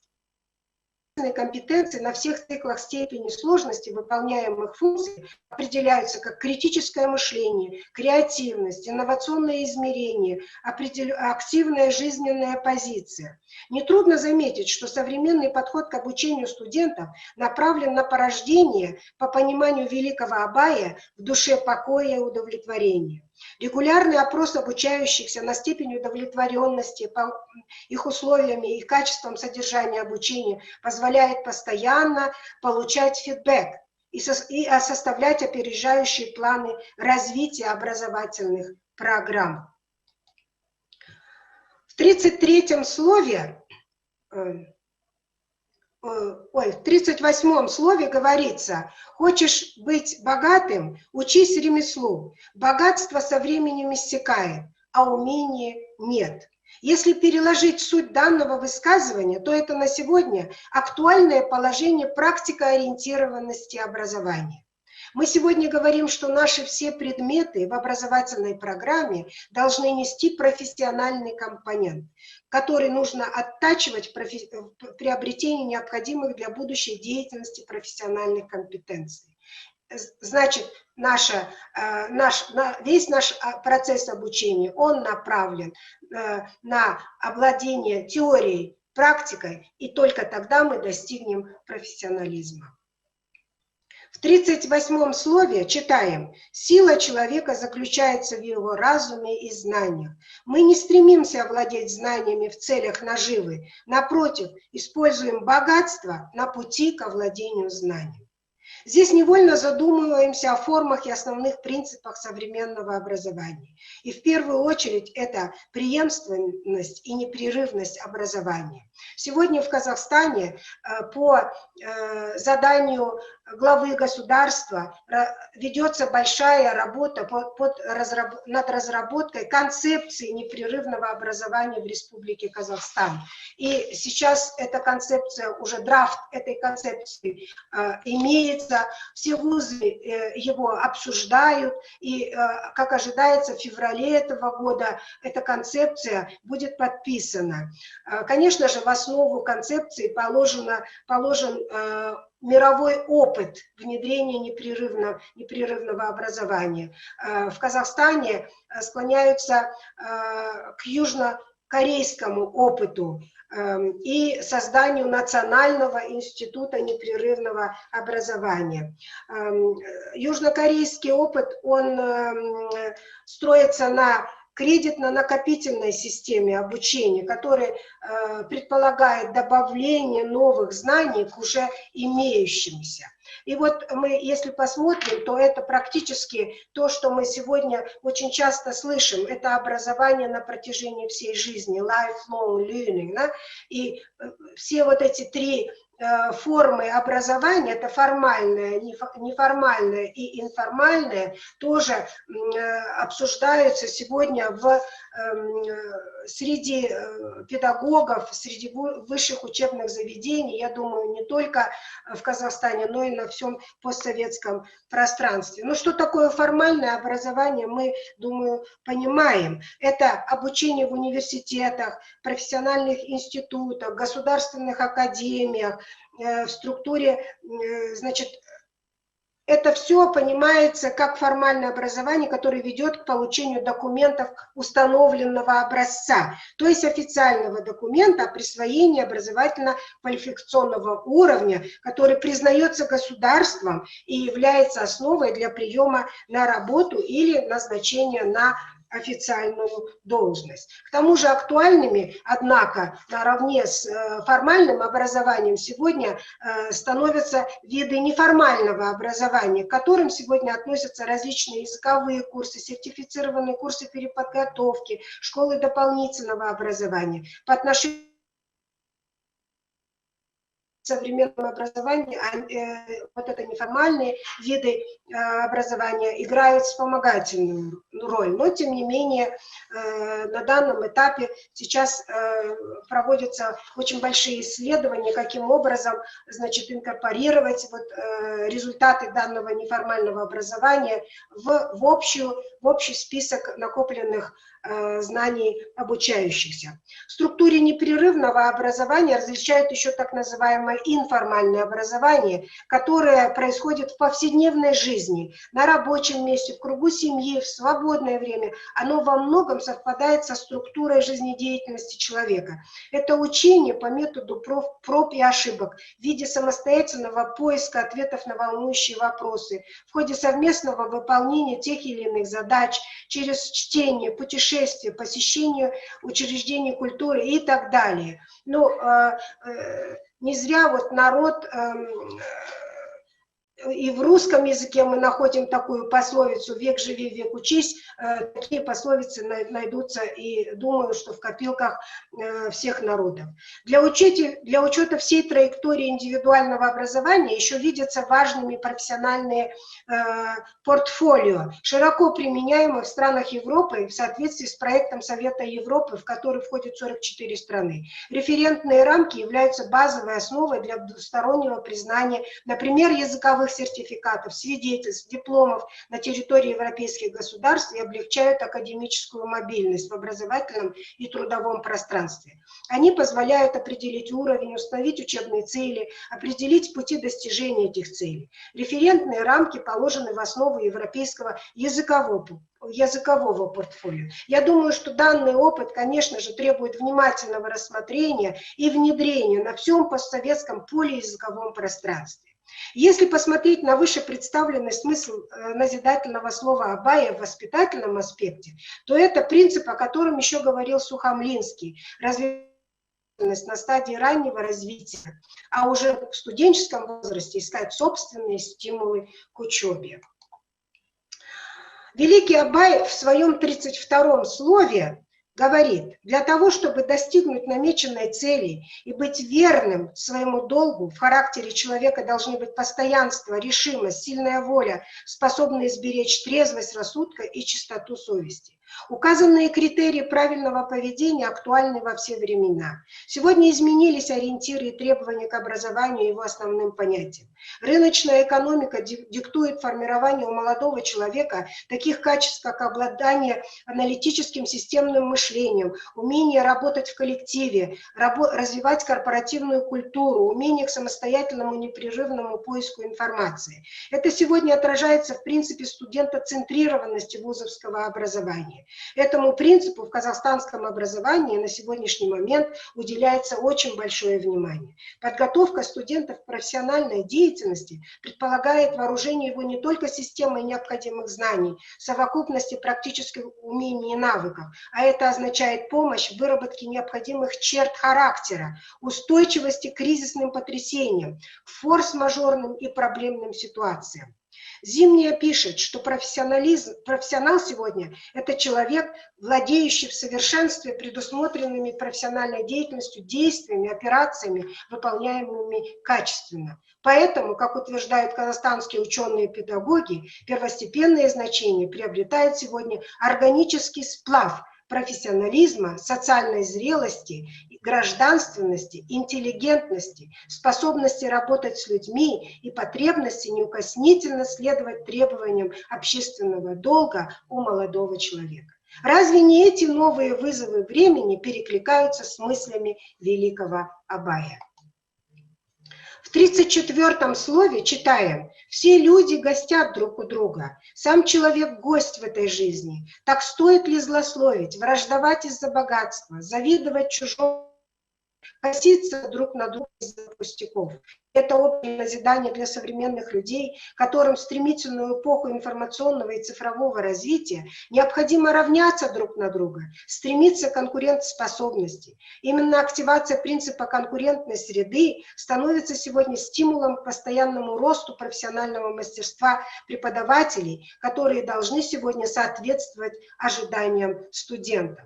В 38-м слове Абая как будто бы есть обращение к современному студенту. Если ты обрел любовь к истине, желание учиться, найди в себе внимательный слух и искреннее прилежание.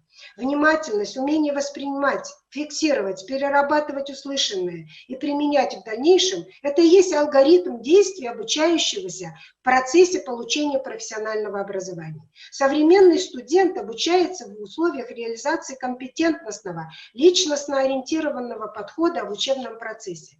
Эти новшества предполагают ориентацию образовательного процесса на личность студента, ее мотивы, цель, уровень знаний. В системе инновационного образования интересы человека, познающего истину, становятся на первое место. Преподаватель в современных условиях становится не просто источником знаний, но наставником, модератором учебного занятия, регулирующим потоки информации и технологии обучения. У великого Абая находим в 38-м слове: наставники, достигшие наибольшего успеха в своих наставлениях, называются учеными. И тут же он добавляет, что учитель-наставник должен быть не просто ученым, но и обладать другими качествами. Не всякий ученый мудрец, но всякий мудрец ученый. Об этом мы можем сейчас прочесть в профессиональных требованиях, предъявляемых современным педагогам. Он обязан быть мудрым учителем. Это и есть 4-й принцип по Сухомлинскому. А еще высокая мораль, цивилизованность, принципиальность, вера в способность обучающихся, полная самоотдача, великодушие. Квалификационные требования, предъявляемые к образовательной деятельности в Республике Казахстан, такой пункт, как включение всех стейкхолдеров в активный учебный процесс. В частности, работодатели и производственники, имеющие накопленный профессиональный опыт, имеют право быть включенными в государственные аттестационные комиссии, как в качестве их полноправных членов, так и в качестве председателей ГАП. Это означает то, что вузы разворачиваются в сторону производства, практики, сокращают разрыв между образованием и производством, стремятся к созданию единого пространства с разными субъектами, имеющими единую цель – поднять качество жизни, вывести страну на новые рубежи развития. Как нетрудно заметить, все современные профессиональные параметры очень хорошо вписываются в понятие мудрость преподавателя. Профессионал в своем деле не может не обладать мудростью. Знания бесконечны. Их можно приобретать в течение всей жизни, как мы это уже увидели, и как прописано в Парижском коммюнике 2018. И для этого есть разные пути. Очное обучение, дистанционное образование, о котором сегодня много говорится. Компьютер вошел в нашу деятельность прочно и надолго. Цифровые знания и умения педагога становятся важными показателями эффективности его труда, так называемого рейтинга. Дистанционные технологии обучения, как мы все прекрасно понимаем сегодня, в условиях пандемии, это очень актуально. Но об этом, конечно, можно говорить уже в теме другого выступления. Но, кажется, все-таки абсолютно прав Абай, когда он, ссылаясь на безграничность сфер знаний в мире, в своем 38-м слове говорит буквально следующее. Ни одному смертному не дано объять разумом, каким колоссальным трудом сотворено и какой могущественной силой собрано в единое целое все, что мы видим и ощущаем. Надо стремиться к знаниям, использовать при этом разные формы и пути их получения, но можно лишь прикоснуться к тому великому знанию, опыту человечеством веками. Это касается всех отраслей знаний, будь то лингвистическое образование, литературоведческое, педагогическое или какое бы то ни было другое. Мы прекрасно осознаем, что основу прогресса сегодня составляет образование и наука. Абай искренне желал, чтобы казахский народ не уставал учиться и развиваться. Не постигнув наук, не хвались, говорит он в одном из своих знаменитых стихотворений. Только образованный человек сегодня способен налаживать межкультурные связи, вести диалоги на межязыковом уровне, поддерживать современную коммуникацию. И нельзя не оценивать те мудрости, которые высказывал великий казахский просветитель Абай Кунанбаев еще более века назад. Как мы убеждаемся, всякая его мысль может легко проецироваться на сегодняшний день. Мы попытались рассмотреть лишь одну грань – призывы к образованию и учению, а между тем в указанных словах назиданиях собраны мысли о многих других, не менее важных для человечества ценностях. О чем сегодня в казахском обществе говорится, как о реалиях, великий Абай говорил еще много лет назад.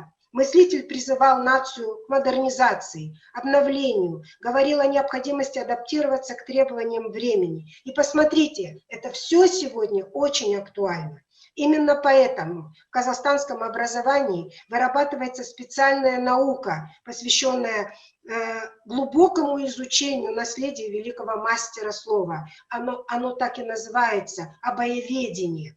Также называется обязательный предмет в системе среднего образования. На филологических факультетах казахстанских университетов изучается творчество Абая Кунанбаева, пишутся выпускные работы, защищаются диссертации. И все это дань уважения великому наследию, отзвуки которого слышатся и сегодня. Спасибо. Спасибо большое, Айгуль Ермековна. Вы знаете, вам поступило в трансляции 4 вопроса, я позволю задать себе один. Вот Валерий Аитов спрашивает, из современных казахстанских мыслителей и просветителей может ли кто-либо быть сопоставим с Абаем? Вот современники есть такой же величины мысли? Вы знаете, это... То, что я сейчас скажу, это будет как бы мой индивидуальный взгляд. Естественно. Я лингвист, я не философ, не литературовед, не искусствовед, не историк. Поэтому то, что мне, на мой взгляд, кажется, я могла бы, например, сегодня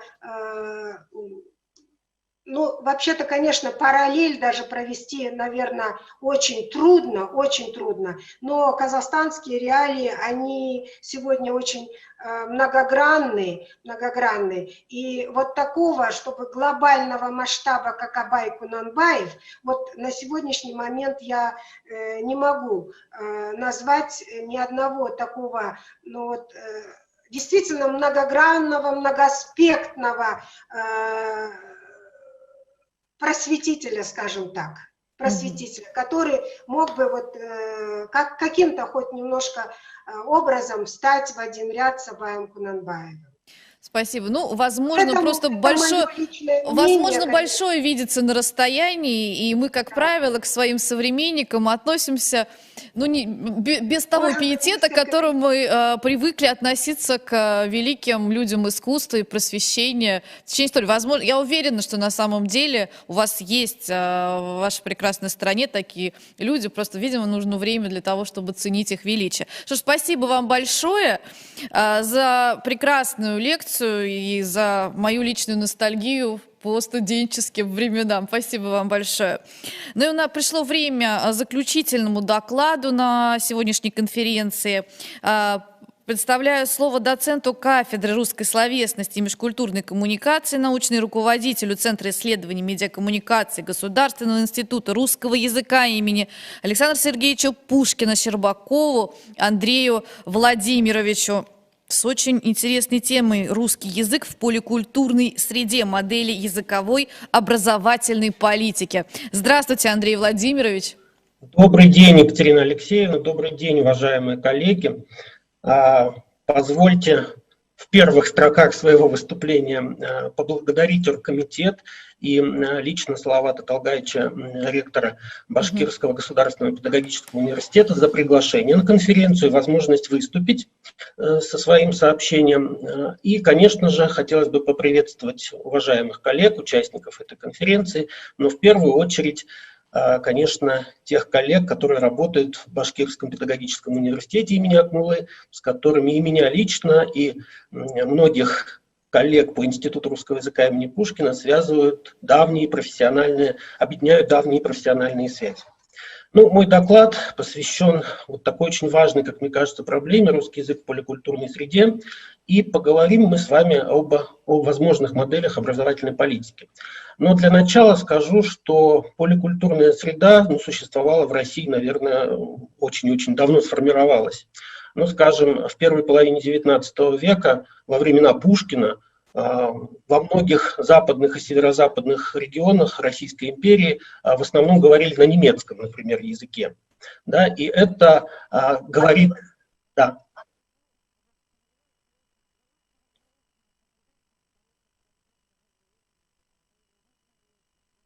Вот так видно сейчас? Да, ничего страшного. Да, достаточно сказать, как я уже повторюсь, да, что в XIX веке во многих регионах России, Российской империи тогда по-русски, в общем-то, мало кто говорил или не говорил вовсе никто. А в этнографическом диктанте, который проводился не так давно, и я в котором принимал участие, я совершил несколько ошибок, связанных как раз с тем, что я видел, когда в вопросе задан вопрос, какие регионы являются самыми многонациональными, оказалось, что правильными ответами являются не республики там, Поволжья или Северного Кавказа, а это Московский регион, Москва и Московская область и город Санкт-Петербург. Да, вот такая неожиданная история. И эти данные как раз зафиксированы, они находятся в открытом доступе на сайте Федерального агентства по делам национальностей.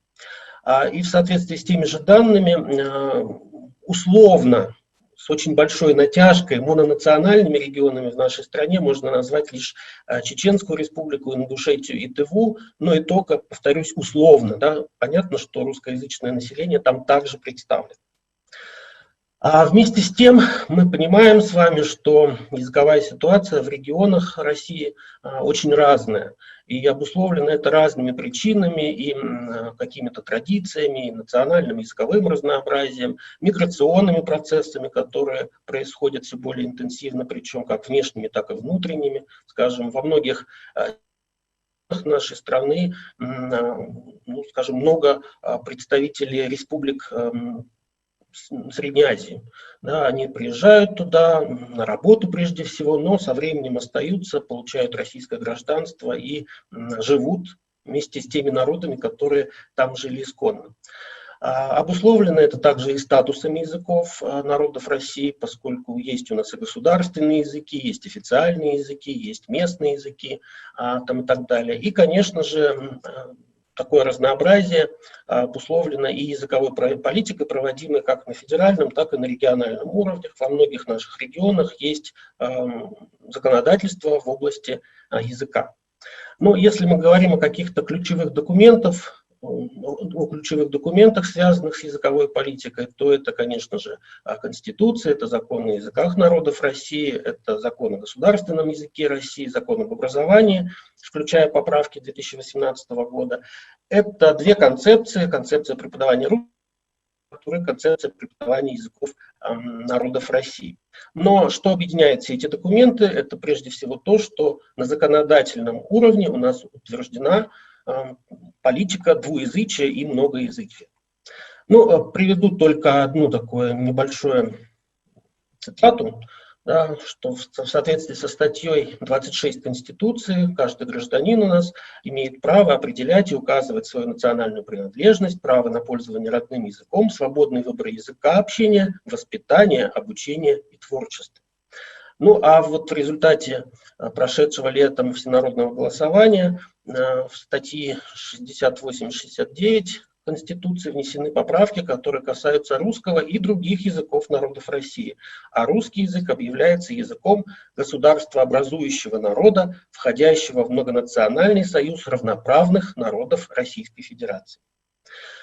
Но в прошлом году, еще в ноябре прошлого года, под председательством Владимира Владимировича Путина прошло заседание по русскому языку при президенте, в результате которого президент дал поручение, прежде всего правительству, но и другим органам исполнительной власти. И я на слайде, вы сейчас видите только некоторые из них. Но это те поручения, которые уже начали осуществляться и которые касаются непосредственно системы образования. Во-первых, речь идет об экспертизе грамматик, словарей и справочников, содержащих нормы современного русского литературного языка как государственного. Это вопрос о подготовке педагогических кадров. Да, это животрепещущая проблема для многих регионов. Это актуализация норм, связанных с поддержкой и продвижением русского языка за рубежом и образования на русском языке. И это, конечно же, поддержка информационной системы «Национальный словарный корпус», да, и программы по сохранению и возрождению языков коренных народов России. Как вот кажется, только эти поручения говорят уже о многом, о том, что внимание со стороны руководства государства к вопросам языковой политики, положения русского языка и других языков народов России, оно вот находится на таком высоком уровне. По сути дела, в современной образовательной практике на территории Российской Федерации представлены 5 билингвальных или мультилингвальных моделей. Вы их видите на экране, я не буду их зачитывать, я просто дам небольшой свой комментарий. Да, вот первая и вторая модели, да, несмотря на то, что там речь идет об обучении в первую очередь на родном языке, а не на русском языке, да, с дальнейшим или параллельным изучением русского языка как государственного, но тем не менее реализация этих двух моделей, как мне представляется, возможна только в таких условиях, когда уровень обучения русскому языку находится просто на очень высоком уровне, извините за тавтологию. Да. То есть кадры, учителя должны владеть русским языком, во-первых, в совершенстве, во-вторых, владеть методиками обучения русскому языку, поскольку если мы реализуем эти две модели первые, то мы должны создать условия для того, чтобы наши школьники сдали экзамен по русскому языку и другим предметам, поскольку там задания сформулированы только на русском языке, и в дальнейшем имели бы возможность обучаться в высших учебных заведениях. Третья модель – это школа с обучением на родном языке по 5 класс с дальнейшим обучением на русском языке. Она тоже возможна к реализации, но тут уже требуется высокая квалификация учителей родных языков. да, и наличие там соответствующих методик, учебных пособий там, и так далее, поскольку получается, что за 5 лет нужно вывести школьника на высокий уровень владения родным языком. Четвертая модель кажется нам наиболее оптимальной с той точки зрения, что речь идет с обучением на русском языке, как государственном языке, и с углубленным изучением родного языка или государственного языка того региона, где ребенок обучается. Ну и пятая модель – это школа, основанная с учетом этнических традиций, возможно, к реализации в местах компактного проживания каких-то немногочисленных народов, того, чтобы вот поддерживать то культурное разнообразие, сохранять язык, какие-то традиции, может быть, литературу, если она имеется, и так далее. При этом при реализации любой из этих указанных моделей мы видим определенные проблемы. Да? Потому что в условиях поликультурной многоязычной среды возникают действительно ряд вопросов, иногда трудно разрешимых. И вот в частности, проведенный еще в 2017 году мониторинг текущего состояния и организации изучения и преподавания русского языка показал, что многие педагоги отмечают, во-первых, необходимость разработки единых правил приема в школу не говорящих по-русски детей, выразили неудовлетворенность в части обеспечения электронными образовательными ресурсами по русскому языку, как неродному. Какие здесь могут быть решения? Ну, в первую очередь, на мой взгляд, возможно создание таких межшкольных центров обучения русскому языку, когда в случае, ну, допустим, если из какой-то национальной республики России, да, где ребенок обучался на родном своем языке, переезжает в другой регион и идет в школу, где нет учителя родного языка, и он вынужден, по сути дела, там чуть ли не с нуля начать изучать русский язык и получать образование на русском языке, да, то вот создание таких межшкольных центров позволит, ну, быстрее просто поднять до необходимого уровня владения русским языком и заниматься им дополнительно, и, соответственно, ходить в те классы, где как раз реально существует та самая поликультурная многоязычная среда. Поправки в закон об образовании 2018 года поставили также вопрос о разграничении содержания русский язык и русский родной язык.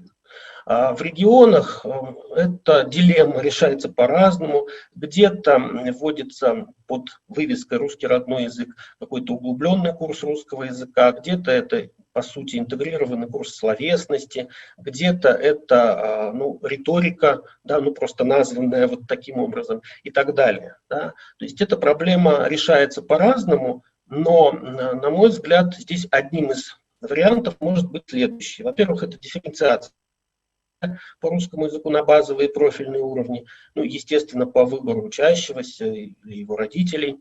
Итоговая аттестация по учебному предмету должна включать оценку уровня владения как письменной, так и устной речи, да? Поскольку мы понимаем, как филологи, как лингвисты, что у нас есть 4 вида речевой деятельности, но устная речь у нас не диагностируется на выходе, при прохождении итоговой государственной аттестации. Но мы знаем, что в 9 классах уже экзамен по устной речи ведется, да, но его нужно выводить уже и на уровень единого государственного экзамена. Ну, как уже было выше отмечено, одной из ключевых проблем в плане преподавания русского языка и родных языков остается, конечно же, кадровая проблема. Здесь многое уже делается, надо отдать должное и руководству, и Министерство науки и высшего образования, и Министерство просвещения.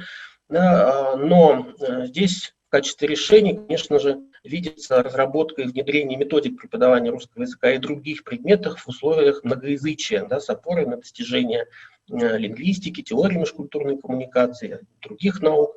Причем речь идет о подготовке всех педагогических кадров, а не только учителей русского языка и литературы, поскольку любой учитель-предметник должен обладать необходимыми компетенциями для коммуникации на русском языке и преподавания своего предмета на русском языке. Ну и выводы, которые можно сделать из всего вышеизложенного, сводятся к следующему. Во-первых, русский язык как государственный выполняет в условиях поликультурной среды нациеобразующую функцию, что и зафиксировано в поправках, принятых летом этого года в Конституцию Российской Федерации. Второе, то, что поликультурная многоязычная среда диктует и определенную форму организации учебного процесса, да, то есть необходимо вот учитывать те самые условия, да, в которых мы существуем, когда мы приходим в класс и видим, что уровень владения, скажем, русским языком у учеников очень разный, да, и то, что они являются представителями разных народов, да, и это все, конечно же, нужно учитывать для того, чтобы делать образование и доступным, и на высоком уровне. Третье, то, что в условиях демократичной языковой политики, да, поскольку у нас конституционно закреплено право на изучение и использование родного языка, да, возможен лишь вариант билингвального или мультилингвального образования, другого варианта нет. И в этом смысле такая политика образовательная идет вполне себе в русле рекомендаций ЮНЕСКО по вопросах языка, да, когда каждый современный человек должен владеть своим родным языком, государственным языком той страны, в которой он живет, и еще одним каким-то иностранным языком, желательно из числа 6 мировых языков, то есть английский, французский, испанский, китайский, арабский и русский. В этом смысле у нас сама среда нас подталкивает к тому, чтобы мы следовали этим рекомендациям ЮНЕСКО. Четвертый момент, то, что в российских условиях возможна реализация разных моделей языковой образовательной политики в зависимости от языковой ситуации в регионе, от того, какое место в регионе занимает тот или иной язык, да, сколько носителей языка существует, да, есть ли условия для обучения этим языкам в школе там, и так далее. Но я уже об этом говорил, и здесь пятый момент. Оптимальной все же представляется модель с обучением на русском языке, да, по крайней мере в школьной практике, с параллельным углубленным изучением родного языка или государственного языка региона. Да, эта модель видится нам оптимальной с той точки зрения, что любой выпускник нашей школы, российской школы, должен, конечно же, владеть русским языком как государственным, но при этом желательно, чтобы он владел и своим родным языком, да, мы тем самым обеспечим ему его же конституционное право. На этом я остановлюсь. Спасибо за внимание. Спасибо вам большое, Андрей Владимирович. Не стану я задавать вопросов и больше мучить, потому что это был достаточно серьезный, насыщенный день, и когда вы выступаете последним, всегда как-то хочется, мне кажется, ну, то есть уже нет до вопросов. Спасибо вам огромное, ваш доклад был очень интересен, и соотношение и право вообще регионов выбирать ту или иную модель в изучении родного и русского языка, конечно, вот я об этой свободе, которая есть у регионов, допустим, не знала. Поэтому спасибо вам большое за такую интересную информацию. Дело в том, что для Башкирии это актуально, у нас ведутся споры, родной язык, русский, это все очень энергично у нас происходит, поэтому большое спасибо за такую информацию. На этом я прощаюсь с нашими участниками, благодарю их за интересные доклады, а зрителей благодарю за внимание и комментарии. Да, наша конференция заканчивается, но Национальный педагогический форум продолжается, он будет идти всю эту рабочую неделю. Программа подробная на сайте, присоединяйтесь к лекциям, которые будут онлайн, присоединяйтесь к знаниям, ведь познание нового, пожалуй, самое интересное, что есть на свете. С вами была Екатерина Тельна. Увидимся, берегите себя.